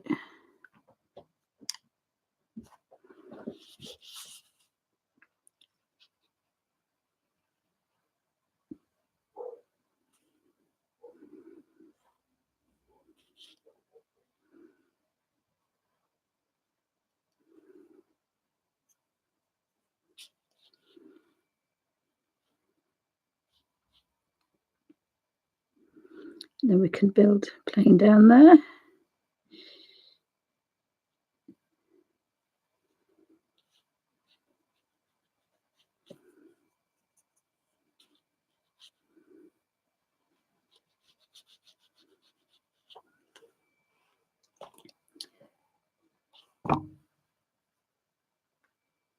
So it's not a brilliant eye, but it's a practice.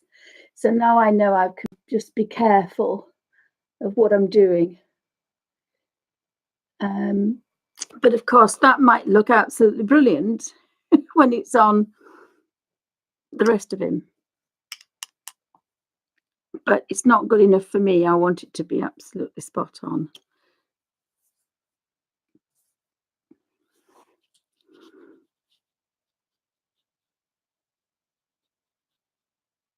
And the other thing you have to do is have patience, is do a bit. And really, I should go have a coffee, let it dry, then come back to it. Because when you're working wet on dry, you really don't really want to be, you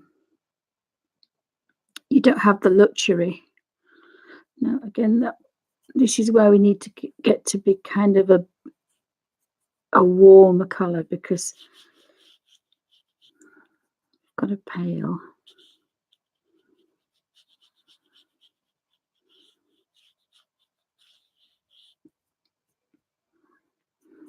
And the things with watercolours and blacks is it takes an awful lot.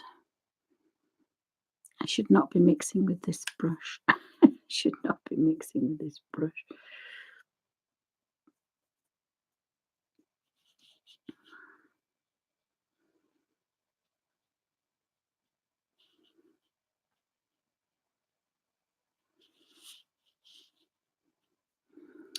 And still we've got the browny grey still in that one.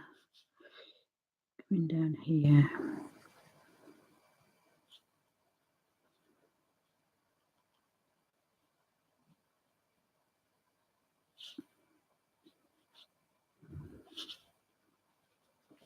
I will have to put the gouache on the top for these, because that's almost impossible with watercolours unless you either go round, if you're clever enough, or you gouache, I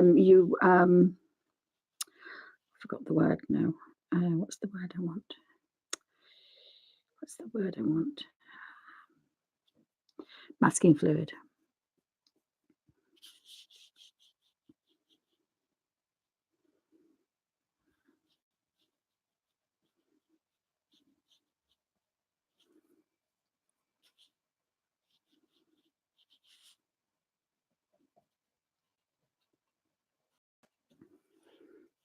So I'm not sure if that's a good eye, but there's a bit of a highlight. I don't know if I've got any gouache. Let me see if I've got some gouache.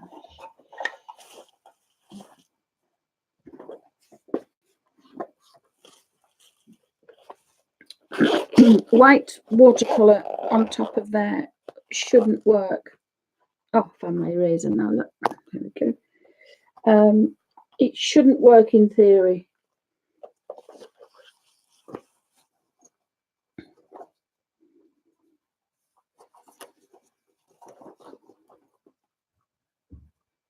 I don't actually, because I don't use it very often. Although I did get some in a set. I'll ask some hubby to come back, and I can put my highlights back into that, so that all is not lost. Now mine looks better color connected than the one on the screen, because on the screen that looks bluer.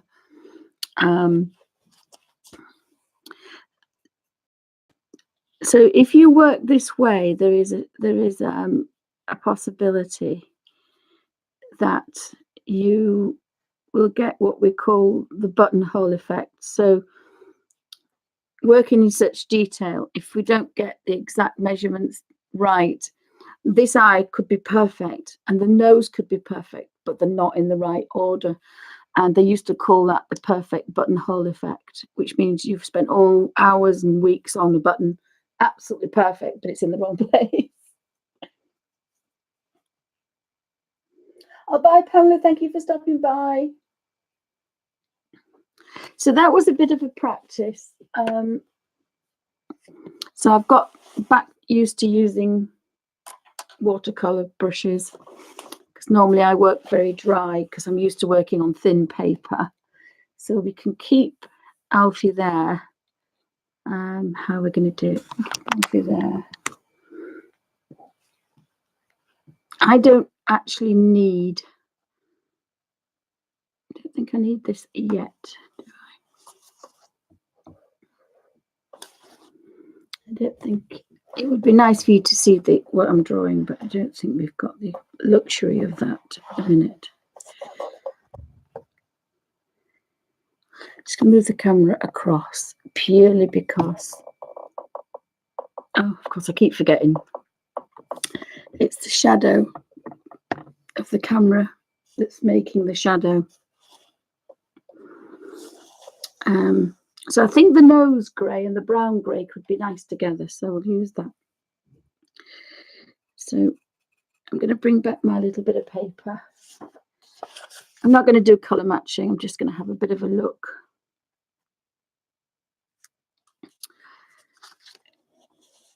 Again, other people work in completely different ways. Oh, you can't do that because I'm going to end up with that on the floor. But I would say this is the lightest colour for the nose. And again, what have I got? Pencil lines everywhere. So this might not work because, again, just... And this isn't watercolour paper. This is just some kind of a...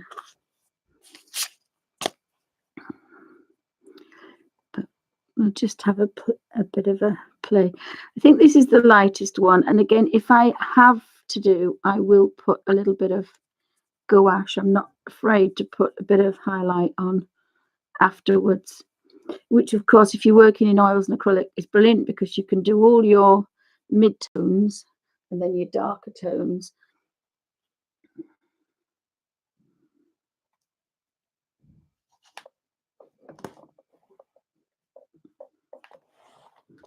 I'm going to take that.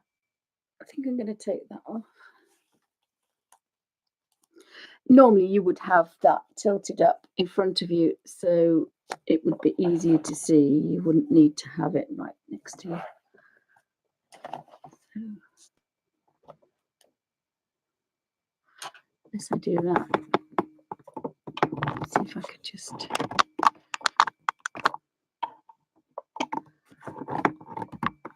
Oops, sorry guys, just thought if I did that,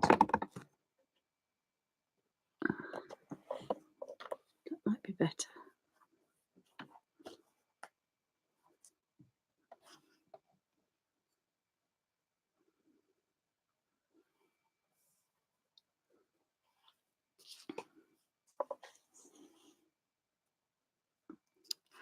You see it's bubbled up because it's not watercolour paper, but it's not going to bother me too much.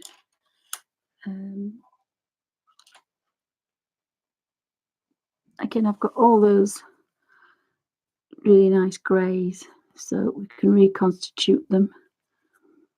Just check them on there. The only problem with this paper is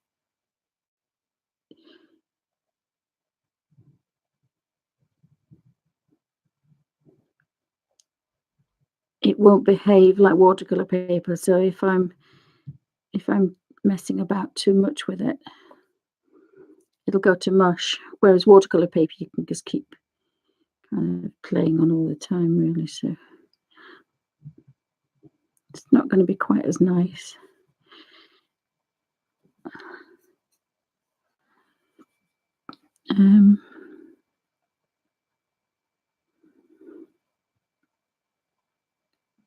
Again, there's something quite nice about building up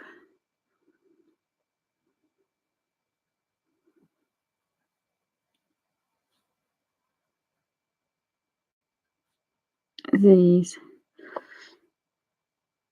But at least you can see the technique, how the paint is applied, some of the consistency.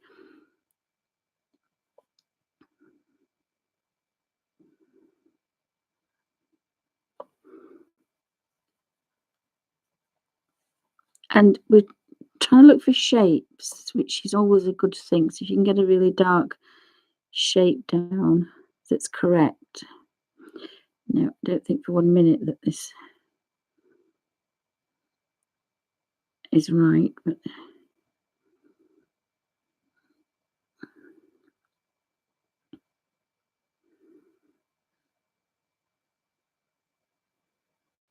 but there is something quite therapeutic about just kind of messing about with colour and with a watercolour medium. Again, just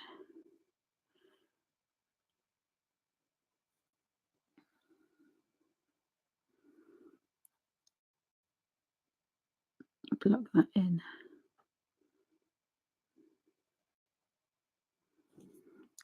everybody works differently. Everybody's got their own kind of style.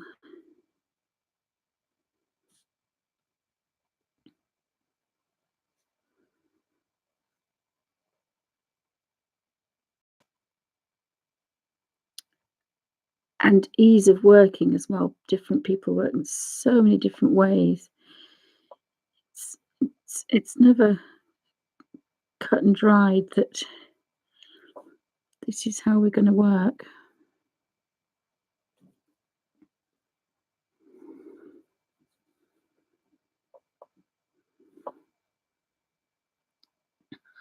So there is one colour on there, but you can't really tell.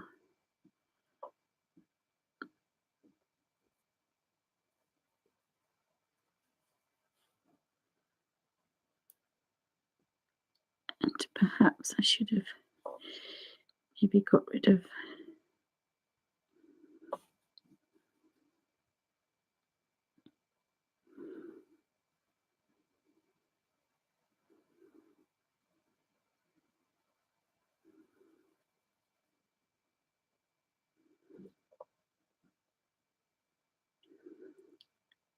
There's a lot of looking.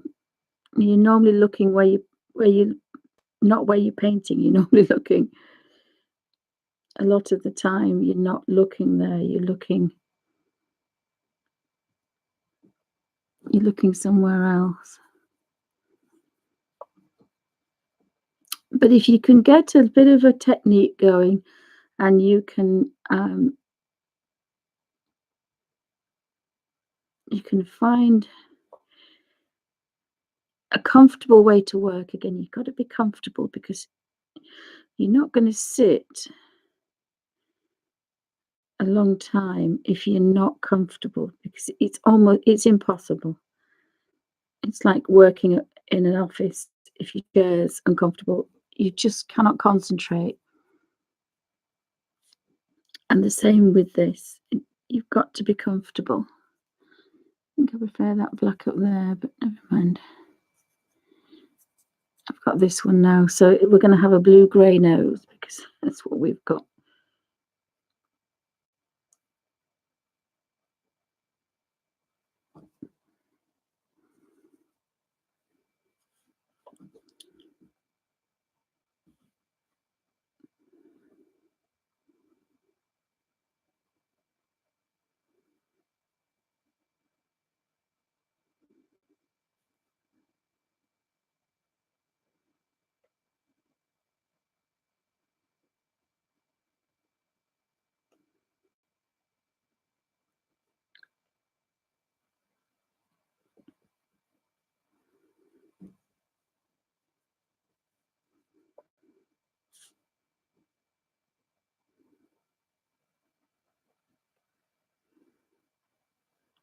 Now you can draw all these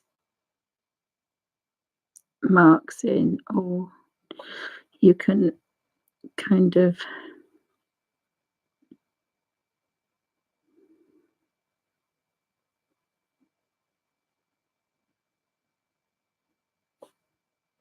leave them in. And again, if you do think, oh, that should be pale, you can go back with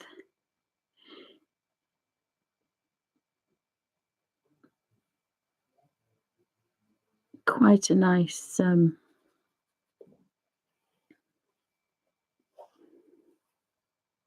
oh, thank you, Dala, thank you.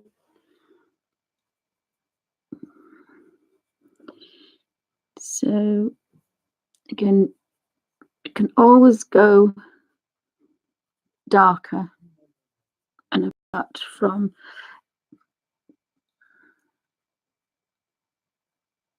so that's quite pale, that then.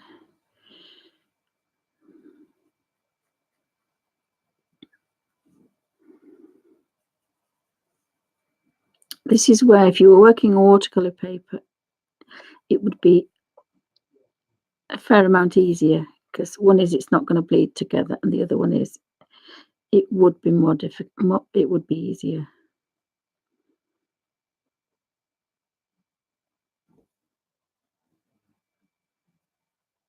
And then this will run, but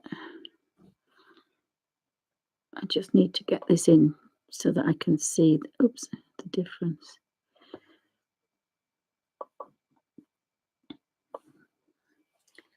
This is when it starts to kind of come out a little bit better, that you see things that you hadn't seen before.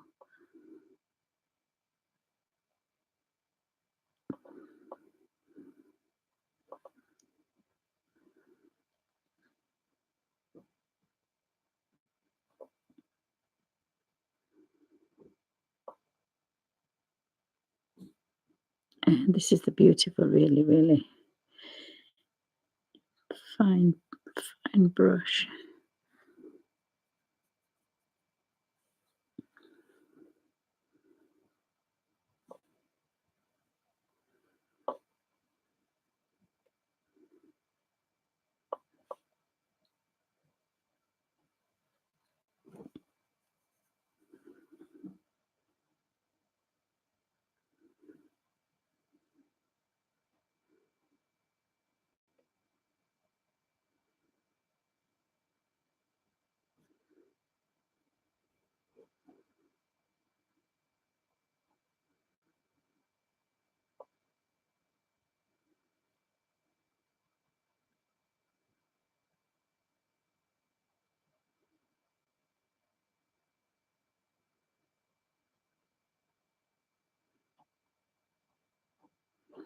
I think the trick is not to rush as well. You know, we always wanted it finished, but if you work in watercolors like this, that's not going to happen.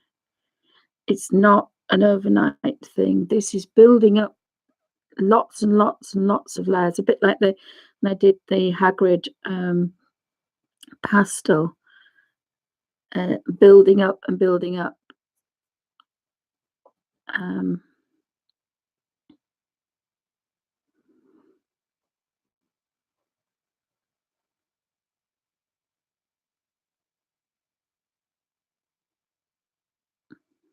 Completely in the wrong place then.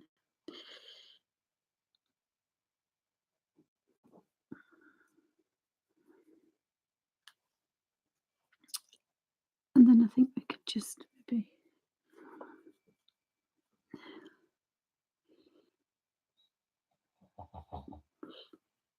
possibly could even leave the highlights. If they're going to be too difficult, then you can't knock yourself out. You've just got to think, okay, I'll go back in and I'll put those highlights back in with gouache. And having a pot of gouache, a tube of gouache rather, beg your pardon, is brilliant, because the thing is, if you want to play with gouache and you've got some watercolors, for goodness sake, don't go out and buy a set of gouache, for two reasons. One is you might not like it, and the other one is there's no real need to do that. You can, if you have a tube of white gouache, it kind of, that's a bit thinner, that, so I can make that thinner.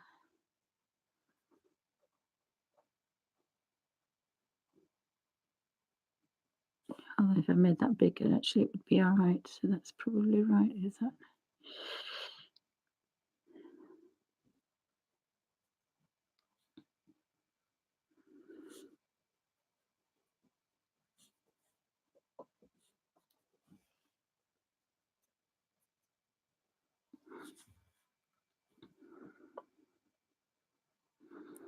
You can use the gouache to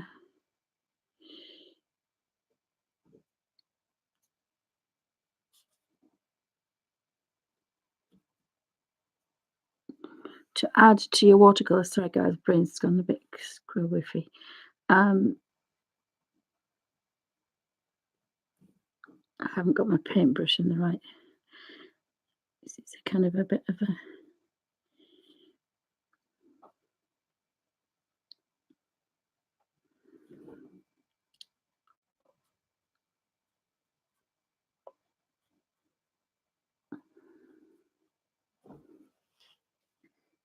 so it's going to take a while. It's going to take a while to pick this up. And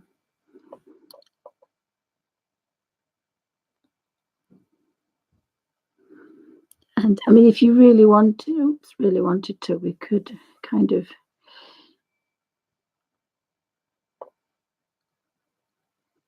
it's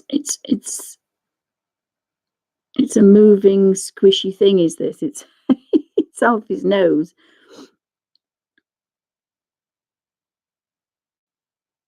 It's got lots of things going on in it. I would think these are all the sensory thingies. I don't know, but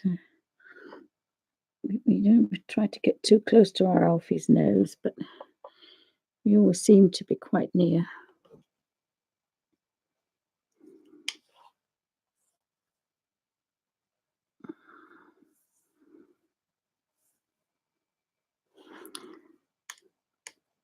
So I'm going to be using the same black, I think. And again, that's because the tonal value is the same. I should be working with a slightly bigger brush, but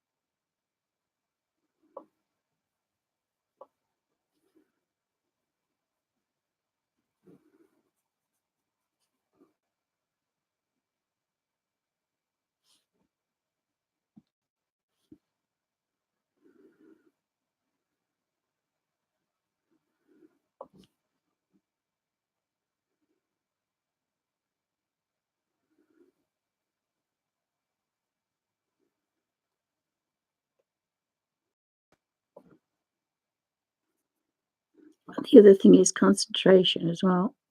So it's you do need a little bit of concentration.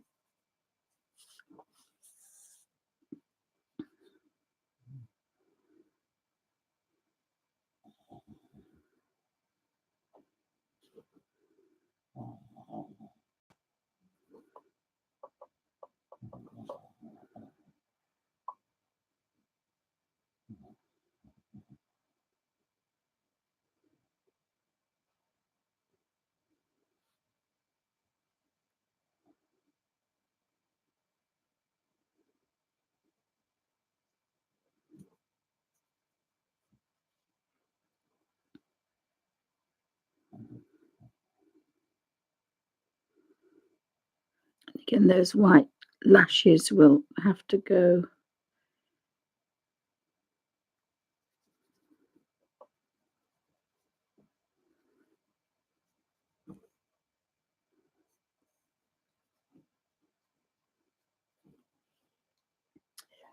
They'll have to go.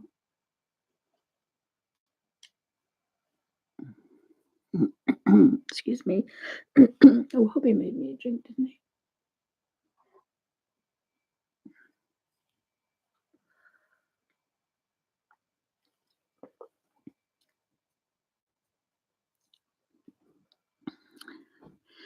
You could do this so many times, and it teaches you to look. And I always think that's the magic. It's nothing to do with you were born with it. It's nothing to do with it's looking and learning to look. Oh, sorry guys, I've got wiggly what's going on. I don't know what's going on.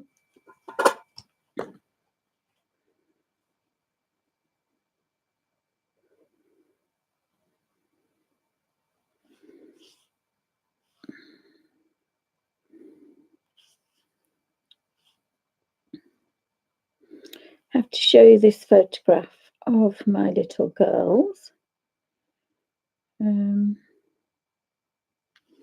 So there's my little girls.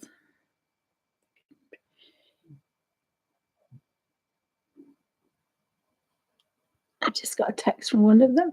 Oopsie. So they're my little girls. And I've got 3 canvases. I've got 4 canvases, so I think I'm going to do 4 self-portraits. Oh, self-portraits. 4 portraits. And again, that does look a bit blue in there, but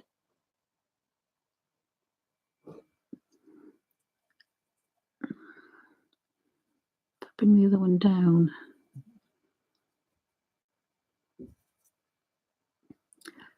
Put a touch of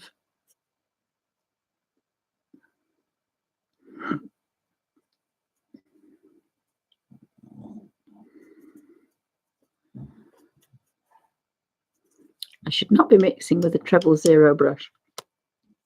Slap my legs. Should not be mixing with a treble zero brush. Definitely not.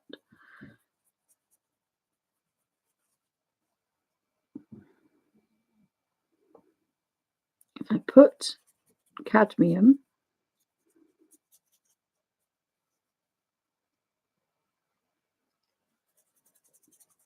it makes it a warm black.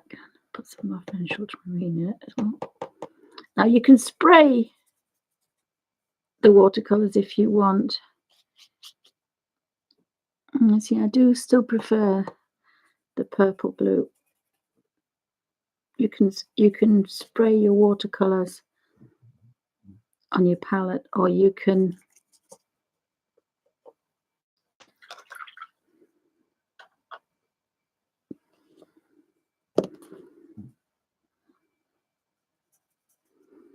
just keep wetting them with a brush.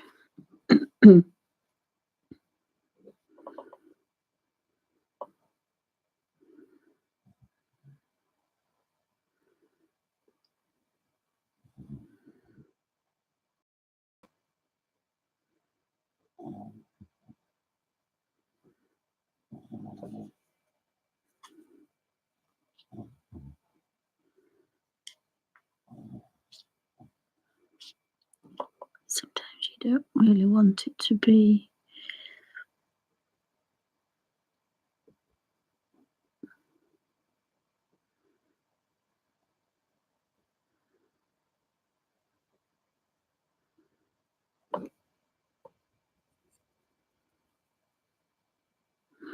and then I should really let that dry, because then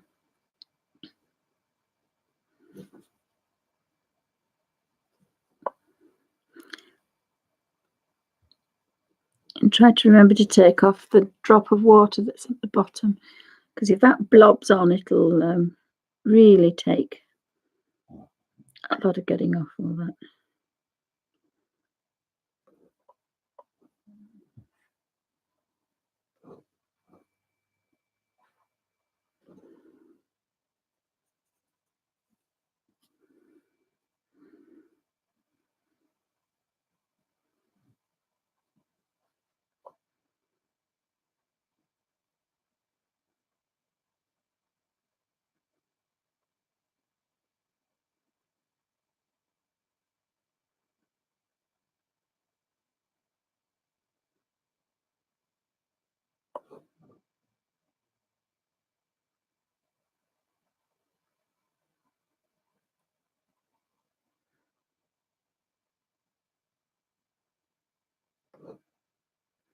I know I've got for more paint because I dragged then, so that wasn't quite as dark as it should have been, because I was dragging it across.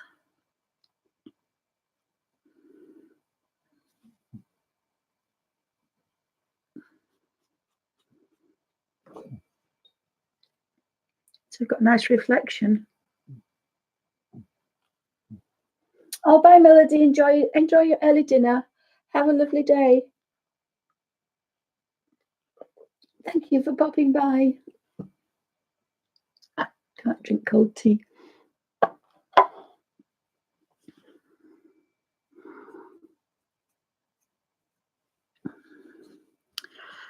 So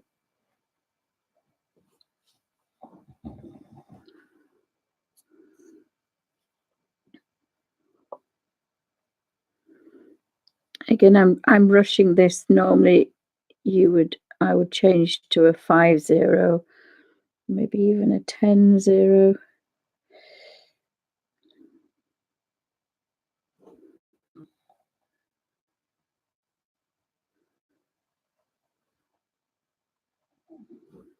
To get those little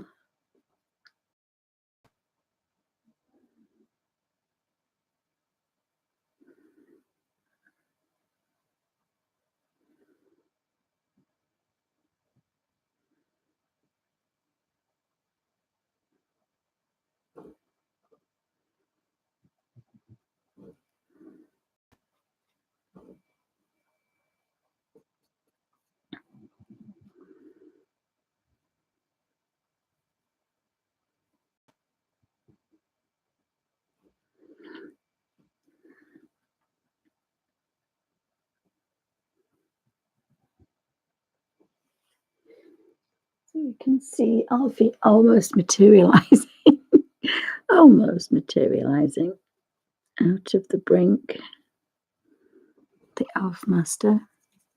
And now we've got to think about browns. So now I've got to kind of have a riddle. I'll go back to his nose in a bit, but have a bit of a think. Well, I might do the other eye. If I lift all this up, that one there, I could get the other eye. Don't spill water everywhere.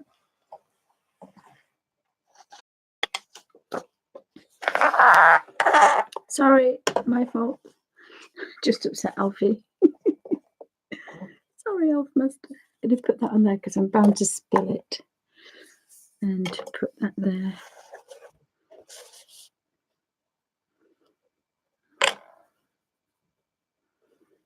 Do need my scrappy bit of paper. So I've got his eye near where I want it to be.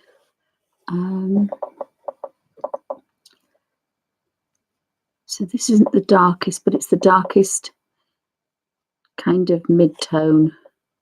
Oops, did I put my hand on there?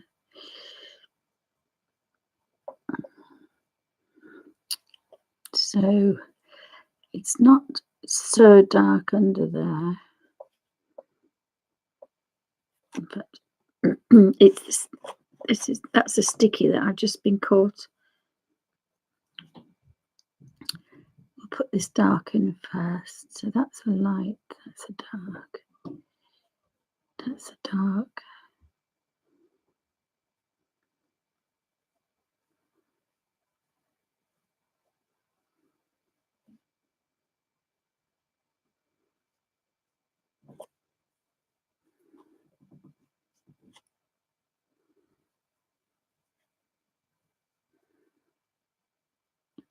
I say you could do the fur first and finish with the eyes, or do the eyes.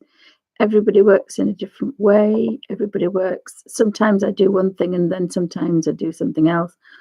Everybody, you've got to find your own way, and you'll probably find doing the same painting, although it's kind of a bit monotonous, but doing the same painting so many times, you will get so good at it. And every time you do it, you'll see something different and you'll better what you've done. So you might think, oh, well, I've missed that off there. And then, oh, I never noticed that before. And the master of that was Rembrandt, when he did all those self-portraits, because every time he did it, he got better. And he also did it because he didn't have a model. He couldn't afford a model and he needed to paint. I tried that last year, and Bungle decided that he wasn't having any of that. So Bungle kind of got in my way a little bit.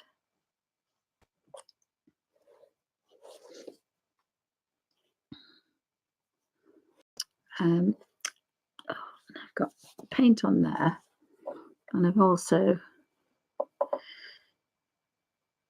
so that comes down. And it's very easy to lose your way. It's very easy to think, Oh gosh, why did I do that? No, that's wrong.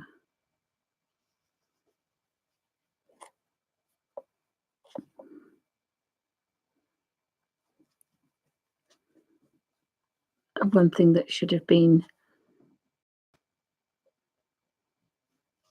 light is now dark, and one thing that should be dark is now light. So, and then we've got, I think the highlights are in the wrong place really, but there we go.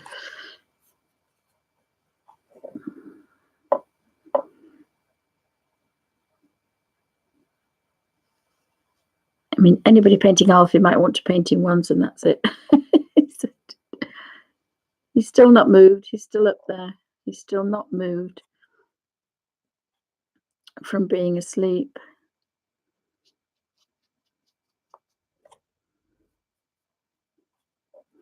This is the very dark, this. So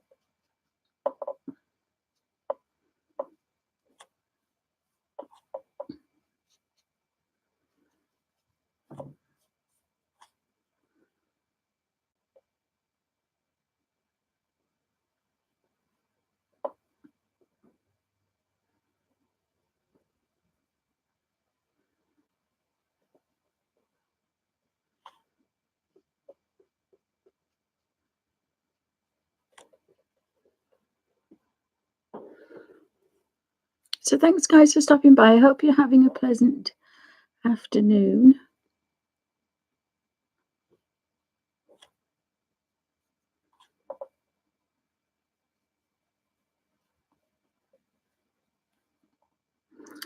And again, we can then build up that.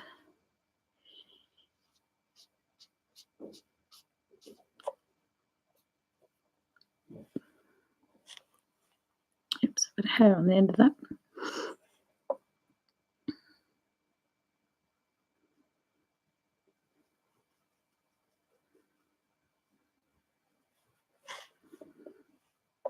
It's making it a little bit difficult to concentrate because, of course, I can see all those white hairs popping across and I want to put those in and I can't put them in. So that's kind of sending me off a little bit. Not sure if the eyes are in the right place. The camera is at a skew with angle, I have to say. But now I've got this kind of dark going, I might just go back into the nose and give that.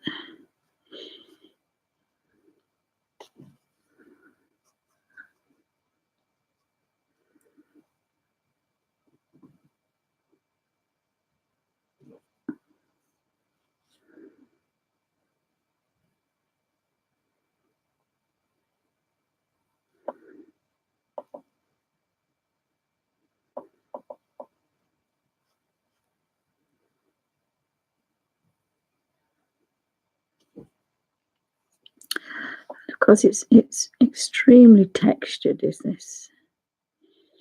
His nose is very textured. He doesn't have any marks on his nose, though. He's done quite well. He's not much of a bashed about boy.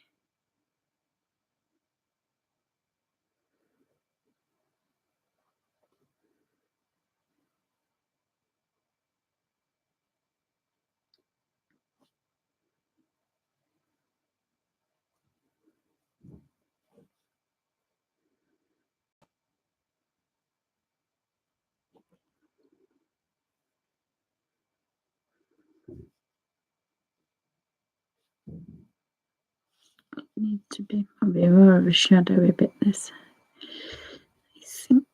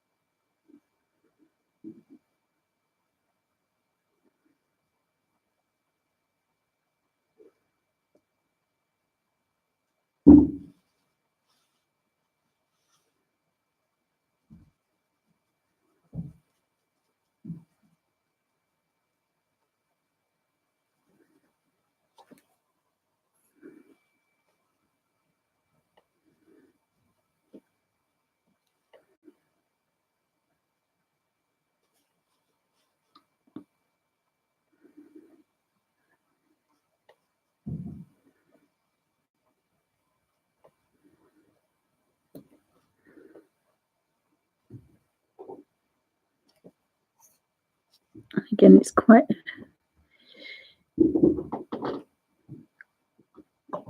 textured is the nose.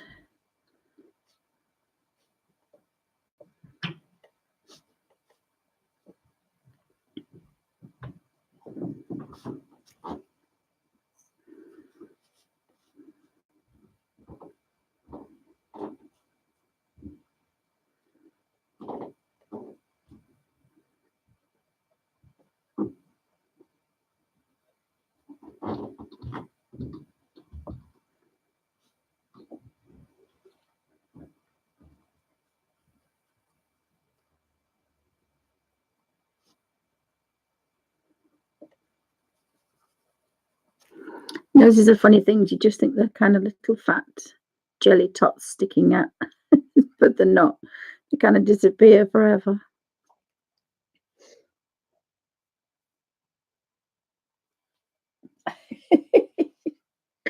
He has got a huge nose. It is the angle of his nose though. It's a huge nose. In fact, Alfie, I think he's probably all nose and all eyes. My favorite one that I painted is this one. See if I can find it. And I love this one.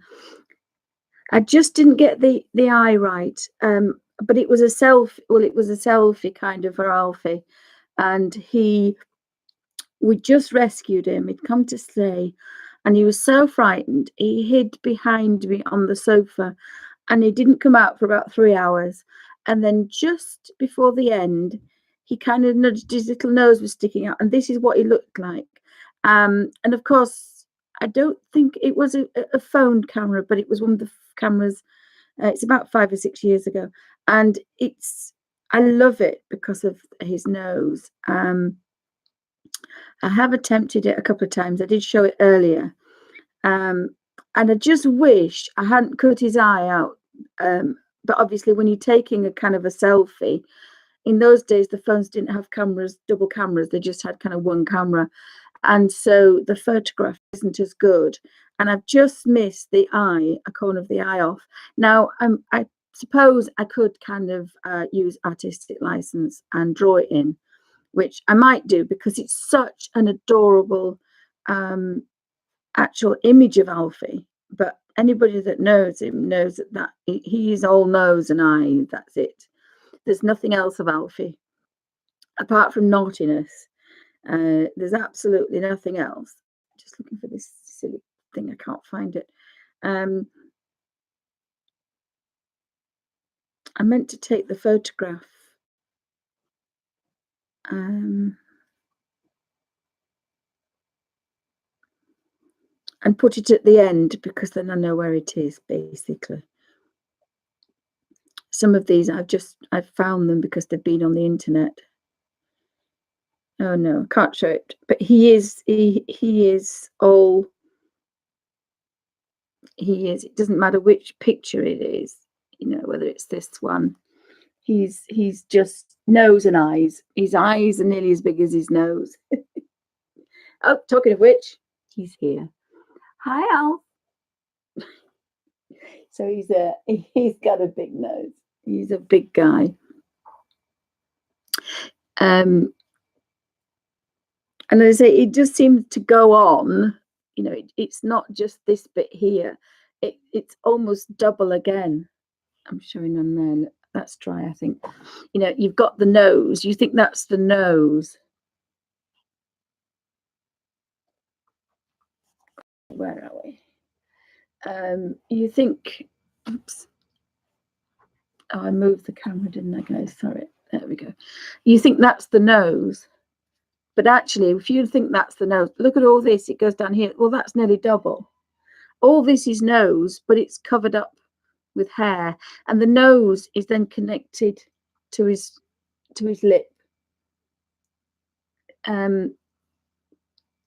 So he is literally all nose. He's all nose. I think the nose is at the wrong angle. Actually, it should be tilted, and it isn't. I straighten mine.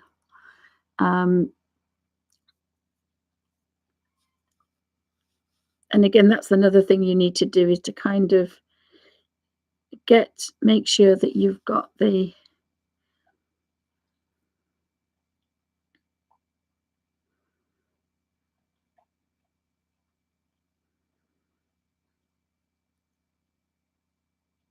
drawing right before you start, because once you start drawing this, it doesn't matter if this turns out to be the perfect nose. If it's not in the right proportion and it's not there, it's not right, and nothing's going to make it right.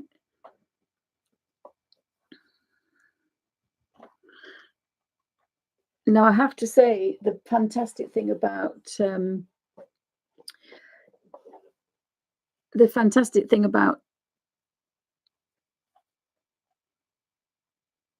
digital painting is there is I think it's Medibank or one of the others, that when you do a mistake like that, you can actually physically cut it out and move it.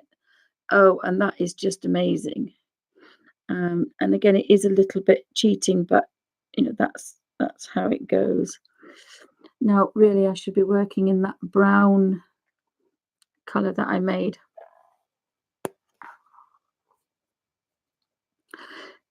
And I shouldn't be mixing with my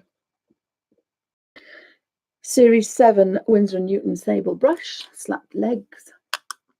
Use a cheapy brush for mixing. So I need a bit of a tan color to build up around this eye and this eye. So obviously it's going to be cadmium red. We're not going to touch alizarin crimson. Now, what we could do is incorporate a little bit of this color.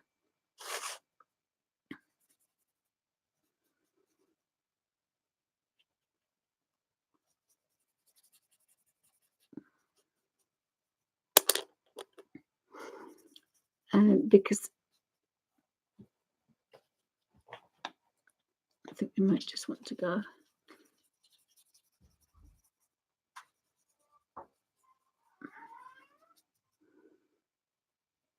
Alfie's a lot of grungy colours, bless his socks. He's a grungy boy.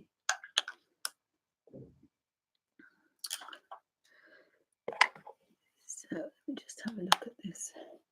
Bring back the little bit of paper. So we'll put him there. And we'll put him, we'll put him there.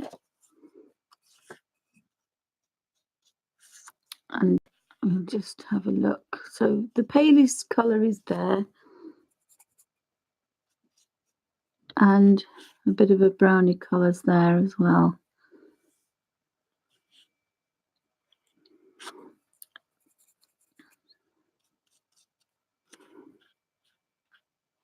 And a darkish colour. So I think we've got quite a few colours in there. So it should be okay. And the other thing I love is they're connected, because they're obviously part of the greys and the purple blues that I was using for the eyes. So I've used the greys but warmed it to make a brown, so it's connected. So it's all connected. I haven't used any dark colours. I've just added cadmium red and cadmium yellow to this grey dark colour to get my next colour. So the painting is connected. I mean, it's going to be a crap painting anyway, but it's a practice. But at least you can have we can have a bit of a play. So I'm going to do that eye, I think. I'm going to do that eye. So again, I've got that little bit of paper. I don't need to do anything near his nose,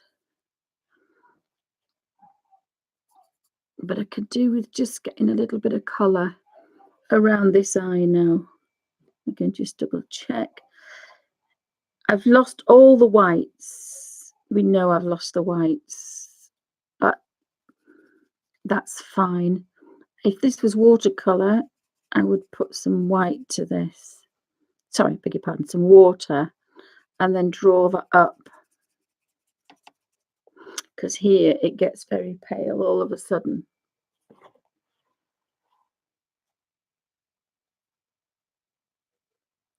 about here, it gets very pale and gets paler and paler. So you can do that with watercolor. It's very clever that way.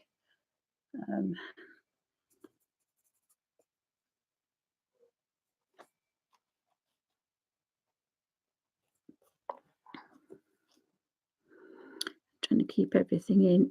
I'm trying to work a little bit different than, you know, working in small sections. Normally, well, not normally, but a lot of times people will do a wash.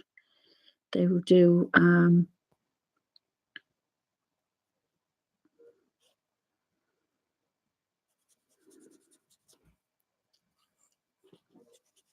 a wash of the whole of the colour to build it up, but I don't do that. And then I'm going to, as I say, I haven't done this for a long time. It's just to build up some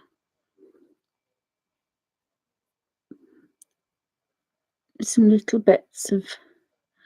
Now there's artistic license. I've got to forget all that white and just look at what's going on behind. So the darks are kind of coming out.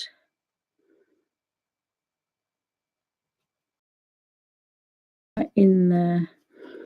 Now I can then draw out above in, and that goes a pale colour first, doesn't it? That's really, I should be using a number 1, but I will put this white in later there.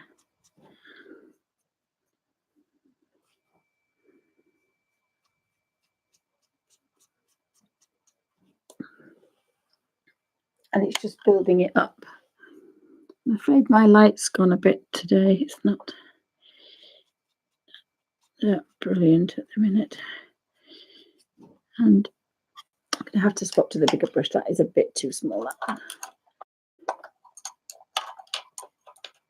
I've got too small a brush and too big a brush, but sometimes I say it's just nice to play a little bit. It's a bit too wet, this, but I can kind of build up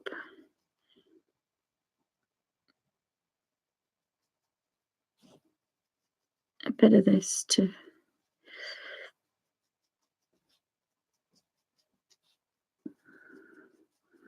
And sometimes you forget which particular.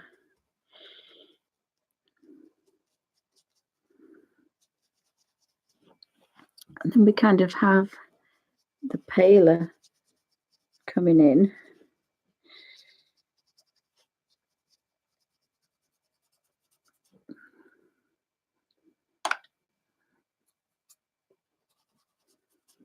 And then we get the darker one again coming back.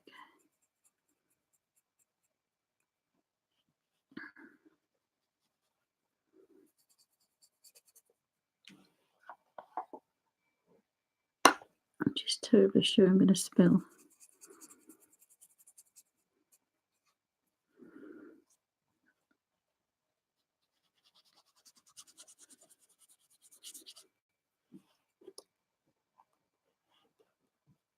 Sorry guys, the light is so bad in this room. It's not normally this bad.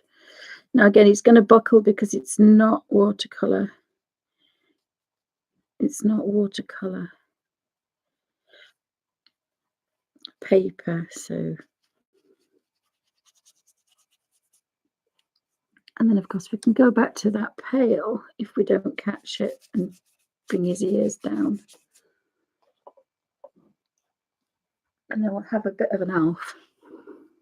Now the other way people do it with watercolors is they leave the white as they leave the white for the color. So I don't think I'm going to get.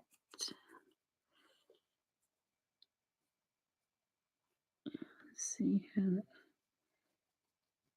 Again, and still merging in this darker shadow.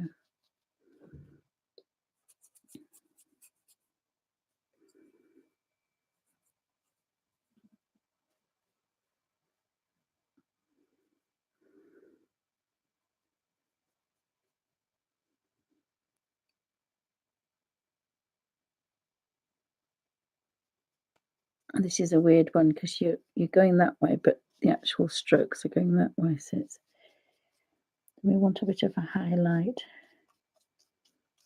So he's got little cheeky cheekbones, which is what he's got.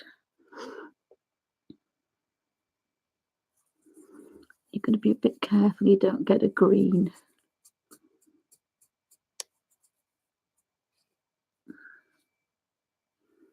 It's just a bit green.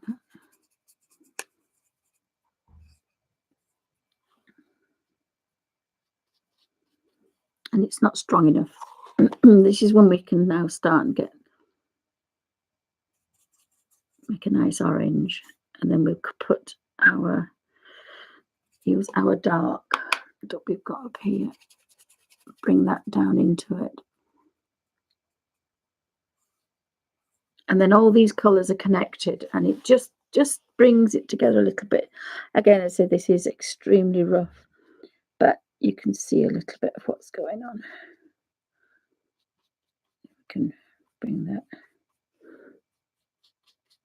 I always want to run before I can walk, putting the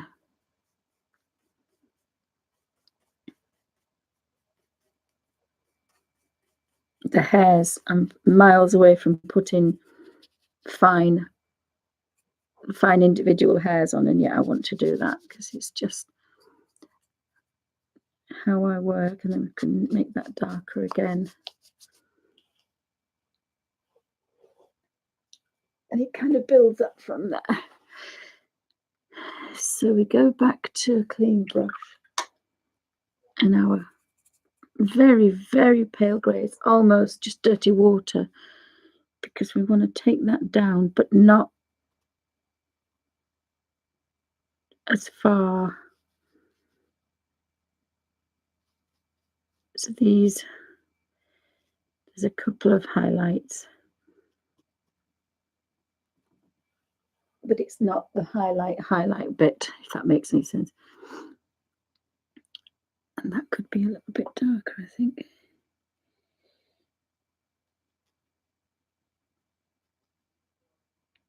Remember, a shadow is always darker. And we could, if that was watercolor, you see, I could change the shape of that because it's just not perfect. And change the shape of this one as well because this one's taller.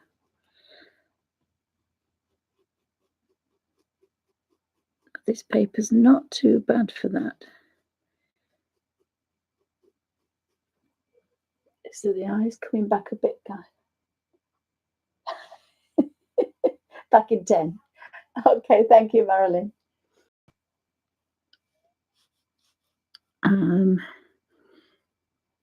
See, there's quite a lot of dark under here, but it's never going to be easy if you're not on watercolor paper. And that's why working the way is always difficult. Really, if you were going to do this, you'd want to work with acrylics or oils because it's so much easier to correct things.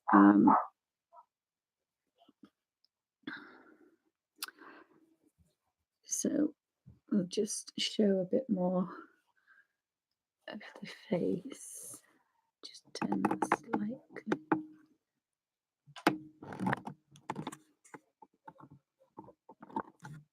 So we want, there's a little bit of that. No, that's the wrong colour now. Oh, you see, that does go a bit dirty colour because he is a bit of a dirty, grungy boy, you see. You see, it still goes like this. And that is dirty water. That's what I've used. It's actually a bit yellower than that. And then that goes up to there. And then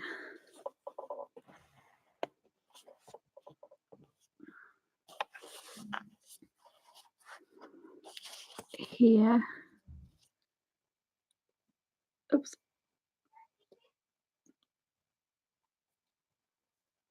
I have to remember I'm on the same page.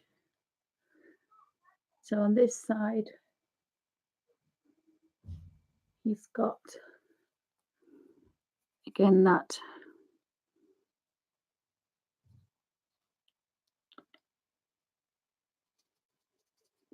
dark round.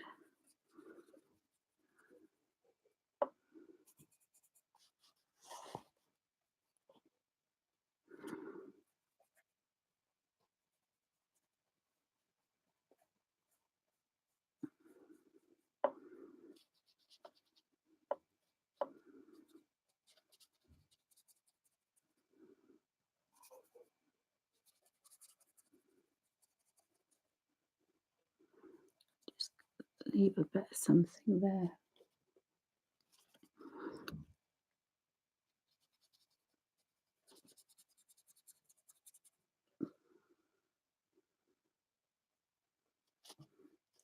It's a bit paler here.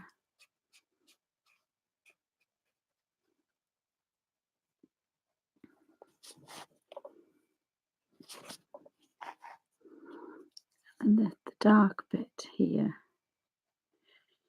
can come down a bit more.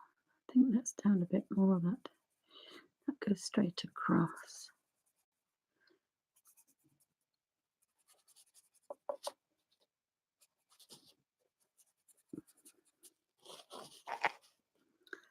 Again, he's got his golden ears coming down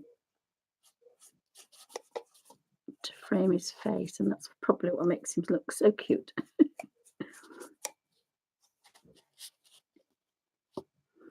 I had some golden ears at this end as well, so he's got that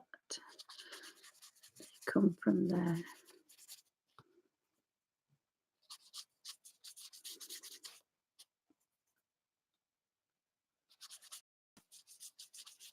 And of course, right across is all the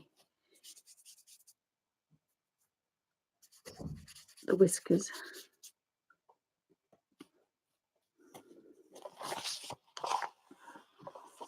So it still doesn't look like Alfie, but perhaps if we put,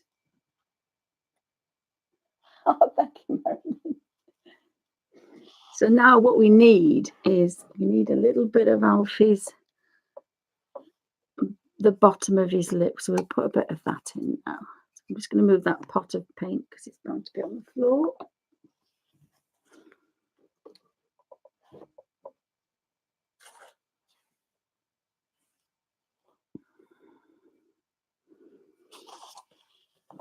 So here he's kind of got this grubbiness, it's Alfie grubbiness, kind of under his nose, and that's his. I've gone over his.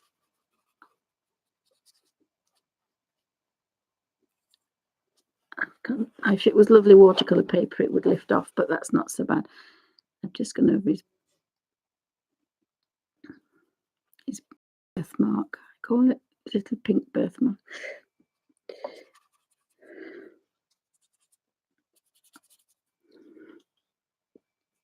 And he has another one under here as well, actually. He has another one under here, another little pink birthmark.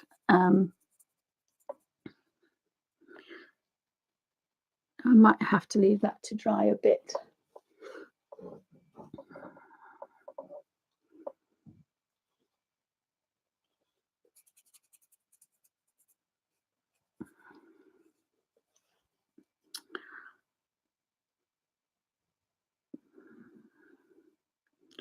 So again, it's too wet, is this? I'll have to let that dry a bit. So again, he's got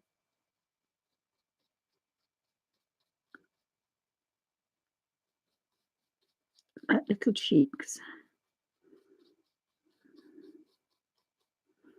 in his mouth. It's quite a huge mouth, actually.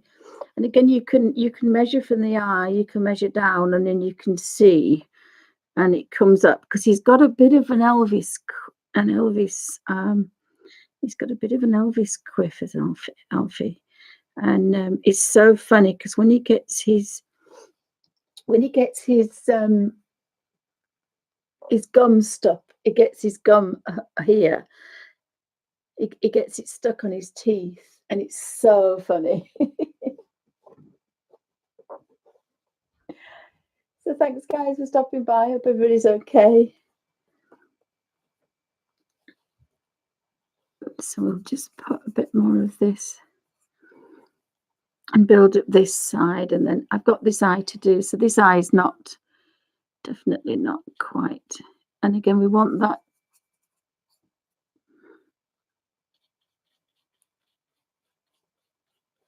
golden yellow bit, and we can either take down or take up some of this out of the way, and then it's going to disappear a bit. And this is how you can play a little bit. And again, with acrylics, it just needed that little bit of maneuvering, and then this bit wants to come in because he's got like again that little bit of a lid thing going on. And when you start to do that, this is when you start to alter things slightly, like this. I need to alter this shape.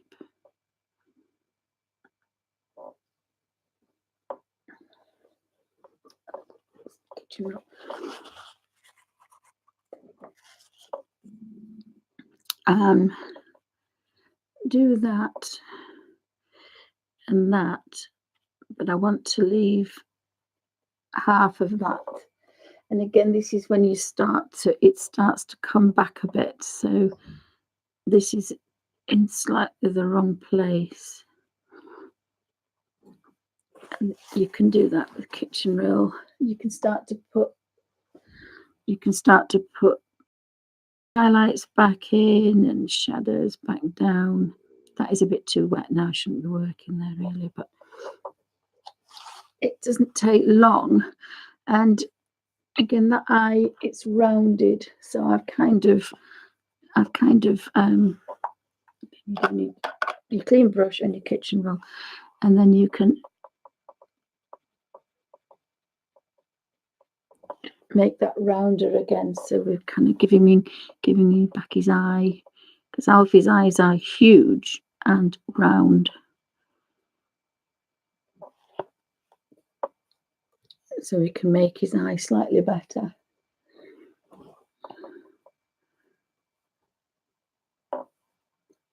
It is at a slight angle, is that one, but not quite like that. And then I can put the darks back in again. So if I want to put the darks back in, I can make his eye back again. It's up there that it's maybe a bit darker. But again, we can then put some more darks in.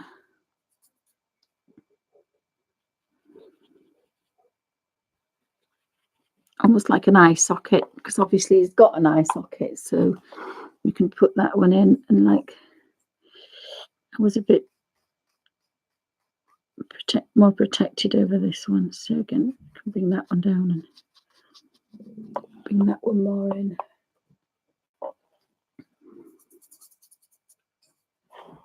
I'll have to leave that to dry before I work on it again. So let's go down here.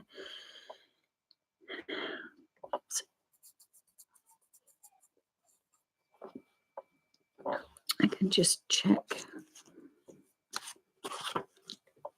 So we can, it's a little bit of a different grey because it's fur.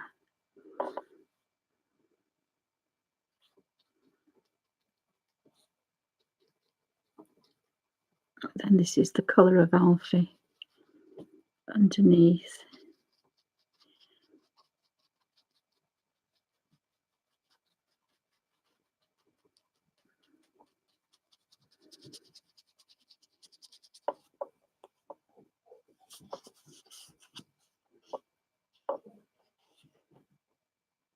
Oh, hi Kenny, welcome to Bunny's Designs.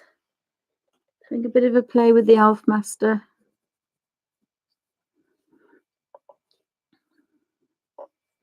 In fact, I think that nose isn't really big enough. I think Alfie's nose is a bit bigger than that. I'm pretty sure Alfie's nose is bigger than that. I'm sure it is.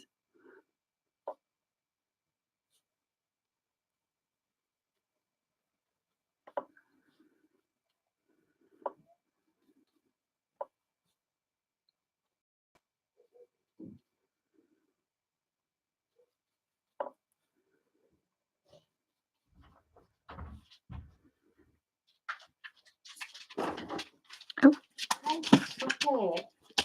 Oh my goodness.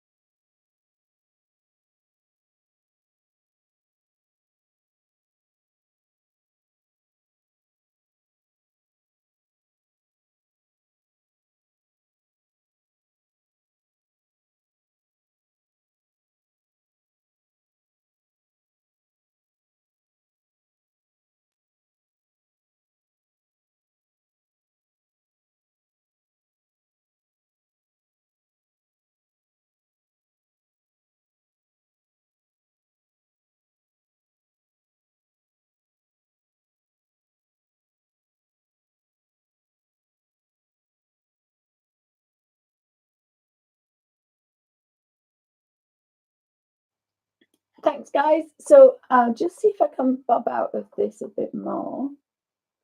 I've only zoomed in one. Let's see where we are. So you can see I've got one eye and I've lost the other eye, but I can get it back with a little bit of the eye wants a bit more.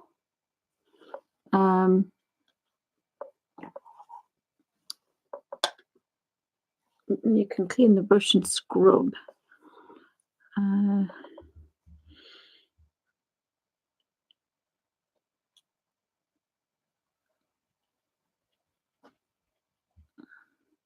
Looks so traumatized.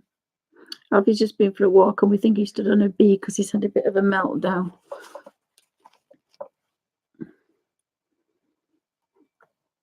So there was a bit of something there which I can pull out again, and up here was a bit more, slightly more. And the camera dropped because the bull in the china shop, the new girl.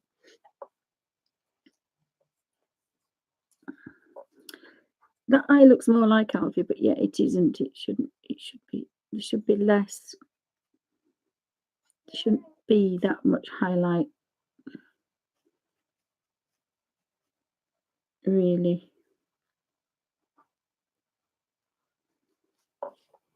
There shouldn't be that much highlight.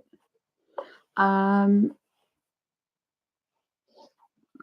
other one might be able to dig a bit that way. So you need to turn it the other way and dig the other way then, and then just take a bit out.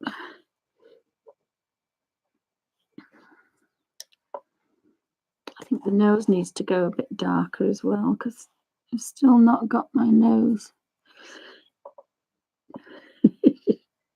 Alfie's upside down.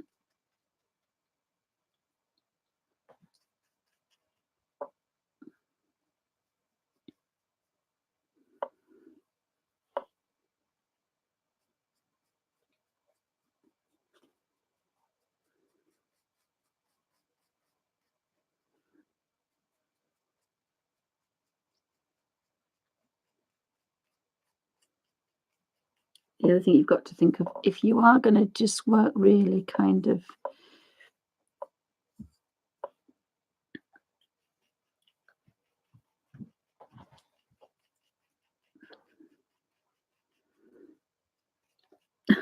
Alfie's going to do my feet now.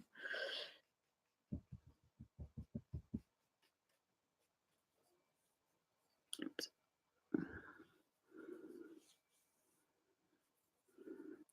And this, it's almost just dirty water. If this was, it's just dirty water. And then that leaves the white to be fine.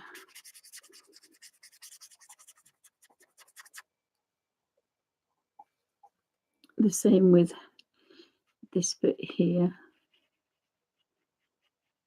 You can take that up.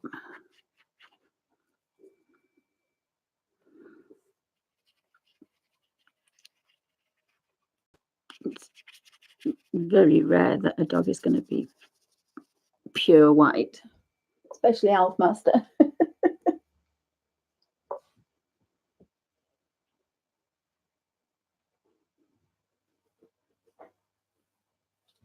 Oh, bye, Pamela. Sorry, guys, I don't know who's coming in. Oh, thank you, Della. Thank you, Della. But this is the Alfie that we the scrunched up nose.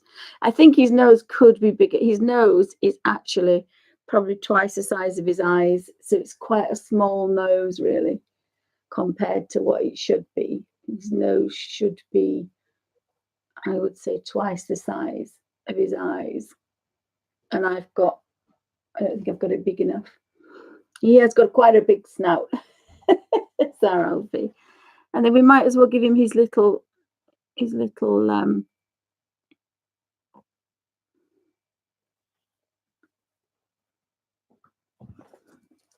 birthmark, his little pink birthmark there. His little pink birthmark.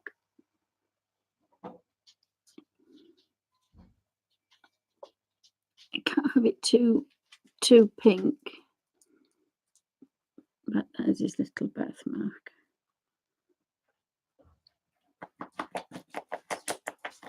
And it's our big girl. Book. Yeah. Thank you, darling. So that's Alfie's birthmarking. Dad, should we take thank you while we go there? Okay. Right, just bear with me, guys, a second. Because we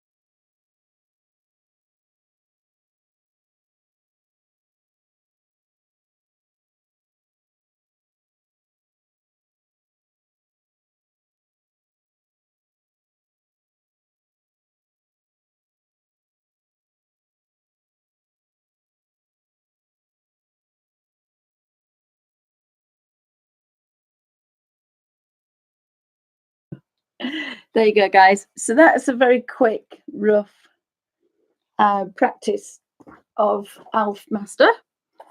It was on my, oops, I'm going to spill my tea, on my C. White of Brighton sketchbook recycled coffee cup paper, A3 size.